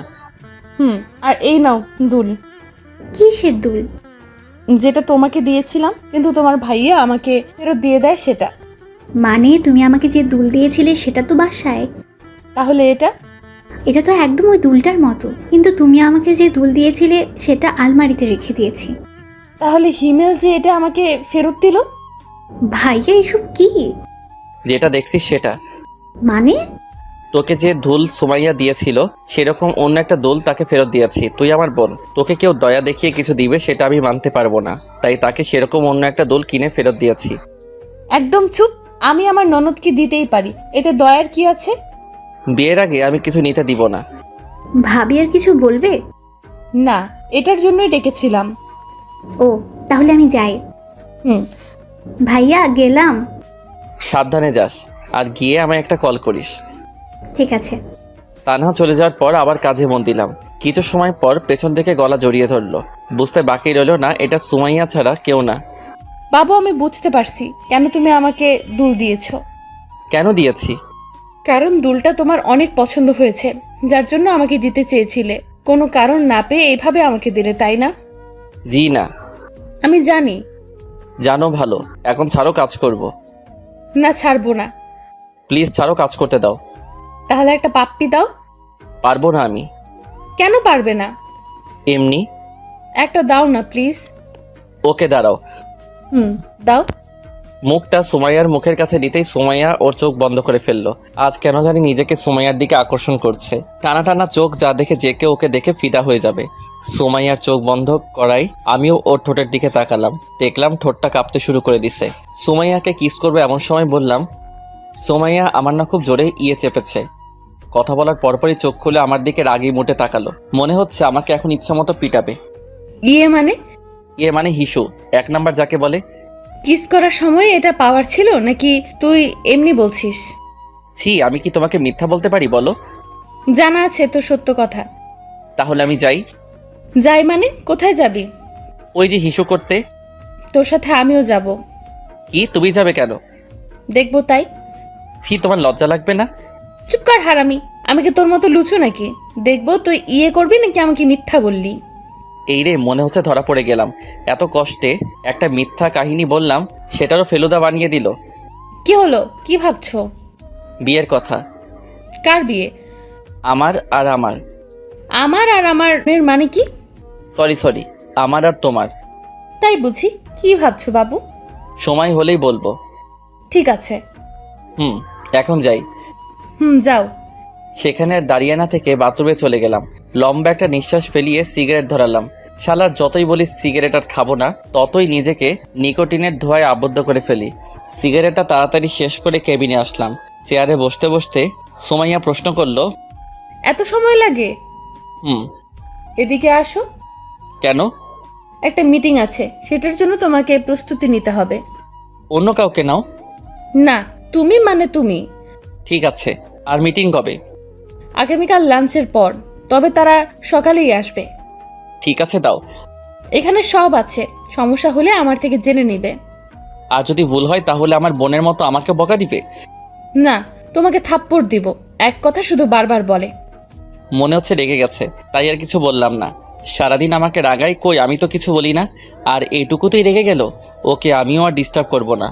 মাথা থেকে সব ঝেড়ে ফেলে কাজে মন দিলাম। অনেক সময় কাজ করার পর বাইরে যেতে দেখলাম সবাই লাঞ্চ করতে গেছে, তাই আমিও কেবিনে চলে আসলাম। দেখলাম সুমাইয়া টিফিন বের করছে। ওকে টিফিন বের করা দেখে আবার বাইরে চলে এলাম। অবশ্য সুমাইয়া 2-1 বার ডাক দিয়েছিল, কিন্তু আমি না শোনার ভাব করে বাইরে চলে আসি। লাঞ্চ টাইম, যার জন্য কোনো কাজ নেই, তাই অফিসের বাইরে এসে একটা চায়ের দোকানের সামনে এসে সিগারেট ধরালাম। লাঞ্চ টাইমটুকু পার করতে করতেই 5টা সিগারেট শেষ। ভাবছি আরও একটা ধরাবো, কিন্তু মোবাইলে সময় দেখার পর আর খেলাম না। তারপর আবার অফিসে চলে এলাম। প্রায় সবাই আবার কাজে মন দিয়েছে। আমিও কেবিনে ঢুকলাম। কোথায় গিয়েছিলা? বাইরে। কেন? লাঞ্চ করতে। আমি ডাকলাম শুনলে না কেন? শুনতে পাইনি। ঠিক আছে, আসো, এখন খাবো। আমি বাইরে থেকে খেয়ে এসেছি। জানি তুমি মিথ্যা বলছো। সত্যি বলছি। না, মিথ্যা। কুত্তা, তোর শরীরে কিসের গন্ধ এটা? মানে কিসের গন্ধ? তুই সিগারেট খাস? আরে না, আমি এসব খাই না। তাহলে আমি কি ভুল গন্ধ পাচ্ছি? সেটা আমি কি করে বলবো? কুত্তা, বানর, ইঁদুর, তুই বাইরে এটা খাওয়ার জন্যই গিয়েছিলি। আমি কি বুঝি না মনে করছিস? বাথরুমে চল। কেন? ফ্রেশ হবি। তারপর বাথরুমে গিয়ে ফ্রেশ হয়ে নিলাম। ফ্রেশ হয়ে কেবিনে ঢুকে কাজ করব, কিন্তু সুমাইয়া বাধা দিল। কি হলো আবার? খাবার খাবো, তারপর কাজ। তো তুমি খাও, আমি খেয়েছি। ওই, তুই সিগারেট খোর। আমি ভালো করে জানি তুই কিছু খাস নাই, তাই বেশি কথা না বলে তাড়াতাড়ি আয়। এক প্রকার সুমাইয়ার জোরাজুরিতে লাঞ্চ করলাম। সেদিনের মতো অফিস শেষ করে বাসায় চলে এলাম। তবে বাসায় এসে অনেক অবাক হলাম, কারণ মামা মামি আর নীলা বাসায়। হালকা কিছু কথা বলে ফ্রেশ হতে গেলাম। ফ্রেশ হয়ে বসে আছি, এমন সময় তানহা আর নীলা এলো। এই যে বুড়ি, তোমরা কখন আসলে? দুপুরে। কেন এসেছো? সেটা জানি না। তানহা কেন এসেছে রে? তোর বিয়ের জন্য। ও, বসে ওদের সাথে তখন আড্ডা দিতে লাগলাম। রাতে সবাই মিলে খাওয়া দাওয়া করে ঘুমিয়ে গেলাম। পরের দিন মিটিং থাকার জন্য আজ একটু তাড়াতাড়ি অফিসে গেলাম। কিছু সময় কাজ করার পর ক্লায়েন্টের সাথে আলাদাভাবে দেখা করার জন্য গেলাম। গিয়ে তো আমি পুরাই অবাক, কারণ সেখানে জয়ের খালাতো ভাই সাব্বির আমাদের ব্যাচের ছিল, কিন্তু কলেজ ছিল ভিন্ন। মনে মনে ভাবলাম সাব্বিরকে দিয়ে কিছু করা যায় নাকি, যেই ভাবা সেই কাজ। মাথার ভিতর একটা শয়তানি প্ল্যান কষলাম। ওই শালা, তোকে ডাকছি শুনতে পাসনি? খেয়াল করিনি। তুই এখানে কেন? এই অফিসে কাজ করি। আর তুই? তোদের অফিসের সাথে একটা মিটিং আছে, যার জন্য আমাকে সিলেক্ট করছে, তাই এখানে আসা। এসে তোর সাথে দেখা হয়ে গেল। তবে একটা কাজ করতে হবে। কি কাজ? আয় ওদিকে বসে, তোকে সব বলছি। তারপর একপাশে গিয়ে সাব্বিরকে সব বুঝিয়ে বললাম ওকে কি কি করতে হবে। কিন্তু হিমেল, তুই জানিস আমার বিয়ে হয়ে গেছে। এখন যদি এসব করি আর সেটা যদি আমার বাসায় জেনে যায়, তাহলে আমার বউ আমাকে কি করবে একটু ভেবে দেখছিস? আরে বেটা, কিছু হবে না। আর যদি হয়? দূর, আমি বলছি না কিছু হবে না। হলে শালা তোর খবর আছে। সাব্বিরের সাথে আরো কিছু কথা বলে কেবিনে চলে এলাম। কিছু সময় কাজ করার পর লাঞ্চ করে মিটিং রুমে আমি আর সোমাইয়া গেলাম। সবাই আগে থেকেই রুমে ছিল। দেখলাম সাব্বির নিজেও আছে। সবার উপস্থিতিতে শুরু করলো মিটিং। প্রায় 1 ঘন্টা পর শেষ হলো। নিজেও একটু হাঁপ ছেড়ে বাঁচলাম। কেবিনে আমি আর সোমাইয়া বসে আছি। এমন সময় সাব্বির এলো। যাক, শালার তাহলে সাহস আছে। আসবো? আসুন প্লিজ, সিট। থ্যাঙ্কস। আপনাকে কিছু কথা বলার ছিল। জি বলুন। আসলে আমার আপনাকে ভালো লাগছে। আপনি যদি চান তাহলে আমি আপনাকে বিয়ে করতে চাই। সরি, আমার অলরেডি বিয়ে ঠিক হয়েই আছে। কিন্তু আপনি চাইলে তো বিয়েটা বন্ধ করতে পারেন। আপনাকে আমি বিয়ে করব না, আপনি যেতে পারেন। যদি একটু ভেবে দেখেন তাহলে। তার বাচ্চা, তোকে বলছি না আমার বিয়ে ঠিক হয়ে আছে, তাহলে বারবার এত কথা বলছিস কেন? সাব্বির থাপ্পড় খেয়ে গালে হাত দিয়ে চুপচাপ দাঁড়িয়ে আছে, আর সোমাইয়া ইচ্ছা মতো বকা দিতে লাগলো। অবস্থা বেগতিক, তাই ওদের কাছে গেলাম। ভাই, আমি সরি রে। শালা রাখ তো সরি। কত জোরে থাপ্পড় মারছে। আরে আমি জানি না কি এমনটা হবে। কি হবে? কিছু না। চুপ শালা। আমাকে মায়ের খাওয়াইয়ে ভেবেছিস তুই বেঁচে যাবি? কখনো না। শোনেন ভাবি, হিমেল আপনাকে পরীক্ষা করার জন্য আমাকে আপনার সাথে এমন এমন কথা বলতে বলে। প্রথমে আমি রাজি হইনি, কারণ আমার বাসায় বউ আছে, কিন্তু ওর জোরাজুরিতে রাজি হয়, যার ফলস্বরূপ থাপ্পড় পেলাম। তার মানে আপনি সব হিমেলের কথা মতো করেছেন? জি। আমি আসলে সরি, ভুল হয়ে গেছে, প্লিজ কিছু মনে করবেন না। আর আপনি এখন যান, আমি ওকে দেখাচ্ছি এটা করার জন্য কি শাস্তি পাবে। সোমাইয়ার কথা শুনে সাব্বির চলে গেল। মনে হচ্ছে আমার উপর দিয়ে এখন ভূমিকম্প যাবে। কেন এমন করছিলা? সাব্বির তো বলল পরীক্ষা করার জন্য। আমাকে তোর বিশ্বাস হয় না? হয়তো। তাহলে পরীক্ষা করার কি আছে? এমনি মজা করছিলাম। হাত সরা। না। সরা বলছি। না, সরাবো না। সোমাইয়া আর কিছু না বলে আমার মাথার চুল ধরে আর আমার 2 জোড়া ঠোঁটকে নিজের আয়ত্তে করে চুষতে লাগলো। প্রায় 7 মিনিট পর ছেড়ে দিল। জোরে জোরে নিঃশ্বাস নিতে লাগলাম। কথায় কথায় শুধু একটা নিষ্পাপ ছেলেটার উপর অত্যাচার চালাই। কেমন দিলাম? জঘন্য। তাহলে আরেকটা দেই? না না, লাগবে না। তাহলে বলো কিসটা কেমন লাগলো? হ্যাঁ, অনেক ভালো। Good boy. যাও এখন কাজ করো। তারপর আবার কাজে মন দিলাম। দেখতে দেখতে বিয়ের দিন চলে এলো। অনেক সুন্দর করে বাসা সাজানো হয়েছে। আব্বু কিপটে হলে কি হবে, শখ আছে অনেক। যদিও বিয়ে করতে প্রথমে রাজি ছিলাম না, কিন্তু এখন রাজি, কারণ এই শীতের রাতে একটা তুমি দরকার। তাছাড়া আব্বু আম্মুর কথা ফেলতে পারতাম না। সে যাই হোক, বাসায় সব আত্মীয় স্বজন চলে এসেছে। দুপুরবেলা সবাই মিলে আমাকে গোসল করিয়ে দিলা। তারপর রেডি হয়ে সুমাইয়াদের বাসায় রওনা দিলাম। বাসায় গিয়ে হলো সব সমস্যা। পাত্রীপক্ষকে নাকি গেট সাজানোর জন্য মোটা কিছু টাকা দিতে হবে, তাই আমাকে ভিতরে ঢুকতে ইচ্ছা করছে না। মেজাজ পুরোই গরম। এটা যদি বিয়ে বাসা ছাড়া অন্য কোথাও হতো তাহলে সব কিছু ছেড়ে ছুড়ে বাসায় চলে যেতাম, কিন্তু এসেছি বিয়ে করতে। বউটারে সাথে না নিয়ে গেলে কেমন হয়? আপনাদের কত টাকা লাগবে? মাত্র 15,000। 15,000? সেটাও আবার মাত্র? তাড়াতাড়ি বের করে। আমরা তো এত টাকা আনিনি। তাহলে 10,000 দিন। আর একটু কম রাখা যায় না? জি না, টাকা বের করেন। অনেকক্ষণ মেয়েদের পাম দেওয়ার পর 7,000-এ রাজি হয়ে যায়। সব নিয়মনীতি মেনে বিয়েটা সম্পন্ন হয়। সোমাইয়াকে সাথে করে বাসায় চলে এলাম। সবাই এখন নতুন বউ দেখতে ব্যস্ত। এই ফাঁকে বন্ধুরা সবাই মিলে ছাদে চলে এলাম। অনেকক্ষণ ধরে মনের মধ্যে খচখচ করছিল, তাই সিগারেট ধরালাম। দোস্ত, বিড়ালটা একটু সাবধানে মারিস। দূর শালা, আগে বল বউয়ের থাপ্পড়ের হাত থেকে কিভাবে বাঁচা যায়? থাপ্পড় মানে? তোরা বুঝবি না। সিগারেট শেষ করে রুমে চলে এলাম। বাসর ঘরে রুমে এসে দেখি বউ আমার খাটের উপর লম্বা ঘোমটা টেনে বসে আছে। ভাবলাম এই সময় বউটাকে রাগালে কেমন হয়। দরজা আটকে দিলাম এক চিৎকার, আম্মু চোর! এত জোরে চিৎকার শুনে সুমাইয়া কেঁপে উঠল। ঘোমটা সরিয়ে আমার কাছে এসে বলল, কোথায় চোর? আপনি নিজেই তো চোর। কুত্তা হারামি! কি ব্যাপার, গালি দিচ্ছেন কেন? আমি তোর বউ, তোকে গালি দিব মাইর দিব, কোনো সমস্যা? বউ হলে না হয় এসব করতেন, কিন্তু আপনি তো আমার বউ না। মানে তাহলে তোর বউ কে? সুমাইয়া। আমি কে? সেটা আমি কি করে বলবো? আচ্ছা এদিকে আয় তো। কেন? তোমার মাথায় কি সমস্যা হয়েছে? এমন আজে বাজে কথা বলছো কেন? যা সত্যি সেটাই তো বলছি। ঠিক আছে, তুমি এদিকে আসো। না, যাবো না। আমাকে দেখতে দাও কি হয়েছে। ঠিক আছে, দেখো। থাপ্পড় হজম করে গালে হাত দিয়ে করুণভাবে বউয়ের দিকে তাকিয়ে রইলাম। পৃথিবীতে মনে হচ্ছে আমিই প্রথম ব্যক্তি যে কিনা বাসর ঘরে বউয়ের হাতে থাপ্পড় খেলাম। তুই সিগারেট খাস? সুমাইয়ার এমন কথা শুনে গলা শুকিয়ে গেল। কি বলবো বুঝতে পারছি না। জানি সত্যি বললেও মার খাবো, মিথ্যা বললে খাবো। কি বলবো না বুঝে তোতলাতে শুরু করলাম। তুই কি তোতলা? না। তাহলে প্রশ্নের উত্তর দে। যাই বলি সেটাতেই তো মারবে। সত্যি কথা বললে মারবো না। অফিসে জয়েন করার আগে থেকে খাওয়া শুরু করছি। কেন এসব খাও? তুমি কান্না করছো কেন? এমনি। ঠিক আছে, যাও ঘুমাও। এবার কিন্তু আমিও কান্না করব। তুমি কি এসব ছেড়ে দিতে পারবে না? তুমি কান্না থামিয়ে একটা হাসি দিলেই পারবো। কথাটি শোনার পর সোমাইয়া ফিক করে হেসে দিল। এখন সোমাইয়াকে ভালো লাগছে। কিছু মানুষের কান্না কেন জানি সহ্য হয় না, আর সোমাইয়ার কান্না সেটা কখনো হবেও না।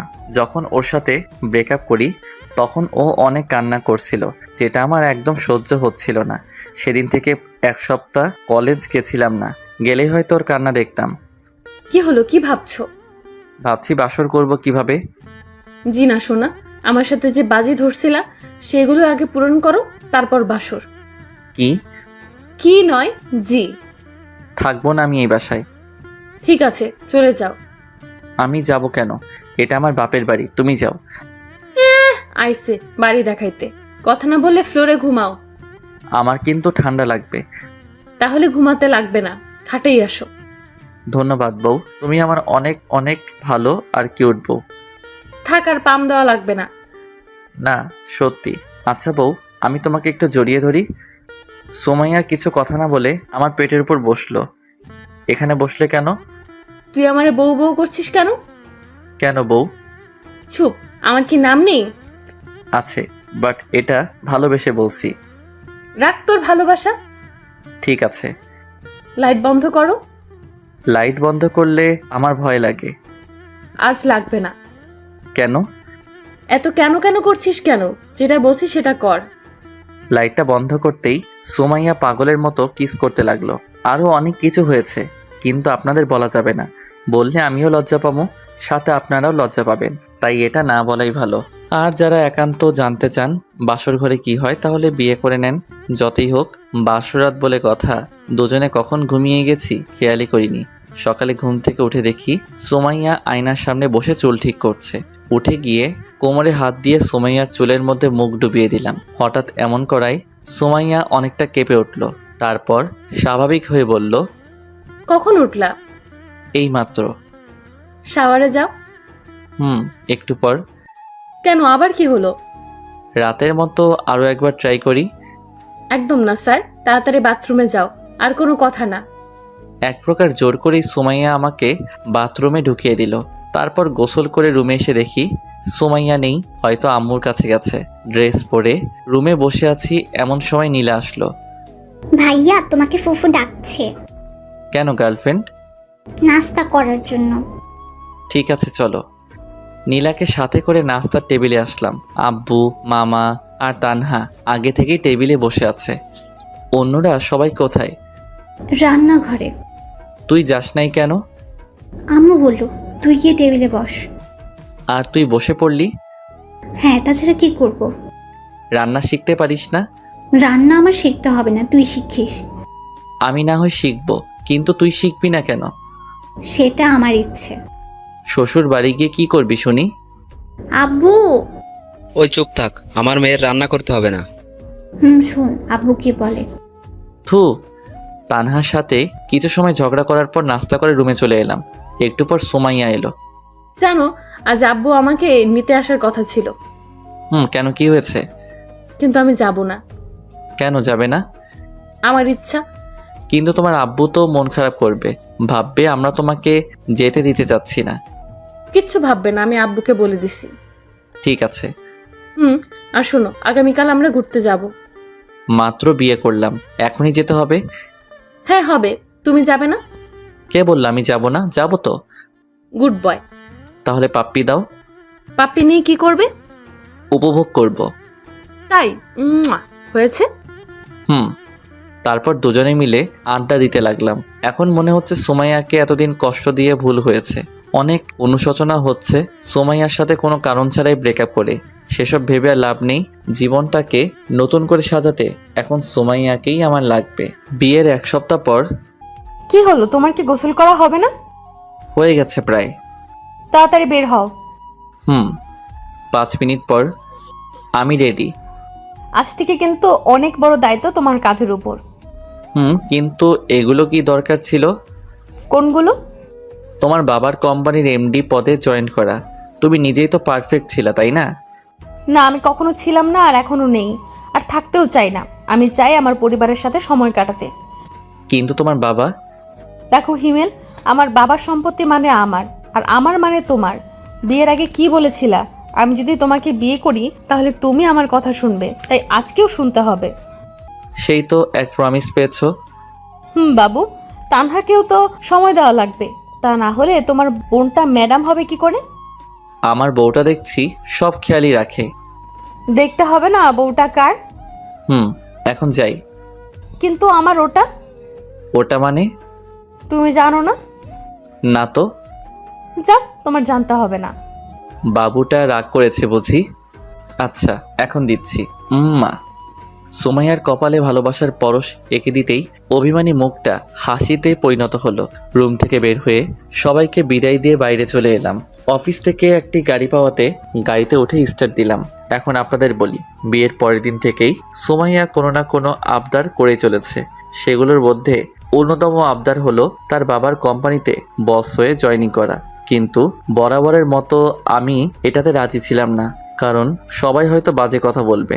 আর আমরা যে দেশে বসবাস করি সেই দেশে কিছু মানুষ নামের পশু আছে যারা কিনা সব দলেই থাকে। একজনকে উৎসাহ দিয়ে খারাপ কাজ করাবে এবং পরবর্তীতে তাকেই অপরাধী বলে সবার চোখে খারাপ বানাবে। এছাড়াও অনেক গুণ আছে আমাদের এই দেশের, যেসব শুরু করলে হয়তো শেষ হবার নয়। সে যাই হোক, গল্পে আসা যাক। সুমাইয়ার কথায় যখন বারবার আমি রাজি হচ্ছিলাম না, তখন শুরু হয় তার রাগ, অভিমান এবং প্রমিস। প্রতিটা রাত এসব কথা বলে কান একদম ঝালাফালা করে দিছে। এক রাতের কথাই বলা যাক। বাবু, মাঝখানে কোলবালিশ না দিলে হয় না? হ্যাঁ হয়, যদি তুই আমার বাবার কোম্পানিতে বস হিসেবে জয়েন করিস। তোমার বাবার কোম্পানিতে আমি বস হয়ে জয়েন করতে যাব কেন? আমি বসি তাই। পারবো না। সেটা তো পারবি না, বিয়ের আগে প্রমিস করছিলি, সেটাও পূরণ করিসনি। তোমার একটা কথা ছাড়া সবই তো পূরণ করে আসছি। সবগুলো করছো, আর এটা করলে তোমার সমস্যা কি? সবাই অন্য কিছু ভাববে। রাগ তোর ভাবাভাবি। যতদিন না আমার কথায় রাজি হচ্ছিস ততদিন আমাদের মাঝে কোলবালিশ থাকবে। কিন্তু সুমাইয়া, এভাবে আর কয়দিন যাবে? নতুন বিয়ে করেছি, আর তার উপর শীতকাল। আগে না হয় কোলবালিশকে জড়িয়ে ধরে ঘুমাতাম, কিন্তু এখন তো কোলবালিশ সরানো যাবে না। প্রতিদিন সুমাইয়া এমন প্যানপ্যানানি আর শীতকালের জন্য রাজি, গত রাতে রাজি হয়ে যায়। আমার রাজি হওয়া দেখে সুমাইয়া এতটা খুশি হয়, যার জন্য গত রাতে নতুন করে ভালোবাসার উদ্ভব ঘটে। আপনাদের সাথে কথা বলতে বলতে অফিসে চলে আসছি। নতুন বস আসবে, তাই সবাই আগে থেকেই শুভেচ্ছা জানানোর জন্য অপেক্ষা করছে। অফিসের ভিতরে আসতেই সবাই একে একে শুভেচ্ছা জানালেন। আজ প্রথম দিন, তাই তেমন কোনো কাজ নেই, বোরিং লাগছে, তাই সুমাইয়াকে কল দিলাম। কি করো? নীলাকে পড়াচ্ছি। নীলা? ও কবে এলো? তুমি অফিসে যাওয়ার পরই মামি ওকে নিয়ে আসছে। ও এই শোনো না, বলো। আমি চাইছি নীলা এখন থেকে আমাদের সাথেই থাকুক। কিন্তু মামা মামি? ওনাদের তুমি ম্যানেজ করবে, যদি না মানে? তারপরেও তুমি বোঝাবে। ঠিক আছে, আমি মামিকে কল করে সব বলছি। ঠিক আছে, রাখছি। কথা বলা শেষ করে কিছু সময় ভাবার পর মামিকে কল দিলাম। হ্যালো মামি, কেমন আছো? ভালো, তুই কেমন আছিস? তুমি আমার কথা শুনলে ভালো থাকবো, না হলে খারাপ আছি। তাই নাকি? আচ্ছা বল, কি কথা? মামি, আমি আর সুমাইয়া চাই নীলা আমাদের বাসায় থেকে পড়াশোনা করুক, আর সুমাইয়া ওকে বাসায় পড়াশোনা করাবে। তুমি আর মামা যদি রাজি হও তাহলে সব সম্ভব। কি বলছিস এসব? নীলা এখনো অনেক ছোট, আর তাছাড়া নীলিমা। নীলার বোন মানে আমার মামাতো বোন, 1 নাম্বারের কুত্তি, সব সময় আমার পিছু লেগে থাকতো, কিন্তু এখন পড়াশোনার জন্য বাইরে থাকে। ও তো বাসায়ই থাকে না, তাহলে আমি আর তোর মামা কিভাবে থাকবো বল? তাহলে তুমি আর মামাও বাসায় থাকো, তাহলে আর সমস্যা হবে না। মজা নিস? অনেক বোঝানোর পর মামি রাজি হয়, তবে এমনি এমনি রাজি হয়নি। সপ্তাহে 2 দিন নীলাকে নিয়ে মামা মামির কাছে থাকতে হবে। এসব ভেবে আর লাভ নেই, রাজি হয়েছে এটাই অনেক। 4 বছর পর, এই কয়েক বছরে সবার মাঝেই অনেক চেঞ্জ এসেছে। নীলা আর আমাদের মাঝে থাকে না। মামা মামি এখন ওকে বাসায় নিয়ে পড়াশোনা করায়, কিন্তু তারপরেও আমি, সুমাইয়া, তানহা এবং আমাদের মেয়ে আভা সবাই মিলে নীলাদের বাসায় সপ্তাহে 1 দিন ঘুরতে চাই। অন্যদিকে তানহা বোন আমার সবার কথাই পূরণ করেছে, নিজের মায়ের কথাটা পূরণ করতে পেরে নিজেকে সুখী ভাবে না। সে নাকি আমার মতো ভাই পেয়ে সুখী, পাগলি একটা। ও হ্যাঁ, এখন তানহা ওর কলেজের বাংলা ব্যাকরণ ম্যাডাম। আব্বুর আম্মুর কথাতে একটা ছেলের সাথে ওর সামনের মাসে বিয়ে। আর আভা হলো আমাদের মেয়ে, বয়স 2 বছর। আব্বু আম্মু বেশিরভাগ সময় এখন আবার সাথেই কাটায়। আমি অফিসে আর সুমাইয়া বাসার কাজ। ভালোই কাটতে লাগলো আমাদের এই জীবন। সুমাইয়া, বলো। এদিকে আসো আগে। কি বলবে সেটা আগে বলো। আমার খুব ক্ষুধা পেয়েছে। তুমি থাকো, আমি খাবার নিয়ে আসছি। ও খাবারে পেট ভরবে না। কেন ভরবে না শুনি? কারণ আমার জন্য খাবার লাগবে। এখন দিতে পারবো না। কেন বাবু? কাজ করতে হবে তাই। একটা দাও না প্লিজ। একটাই কিন্তু। একটা। উম্মুয়া। এত কম কেন? বাকিটুকু রাতে দিব। সত্যি? সত্যি। এখন শুধু রাতের জন্য অপেক্ষা।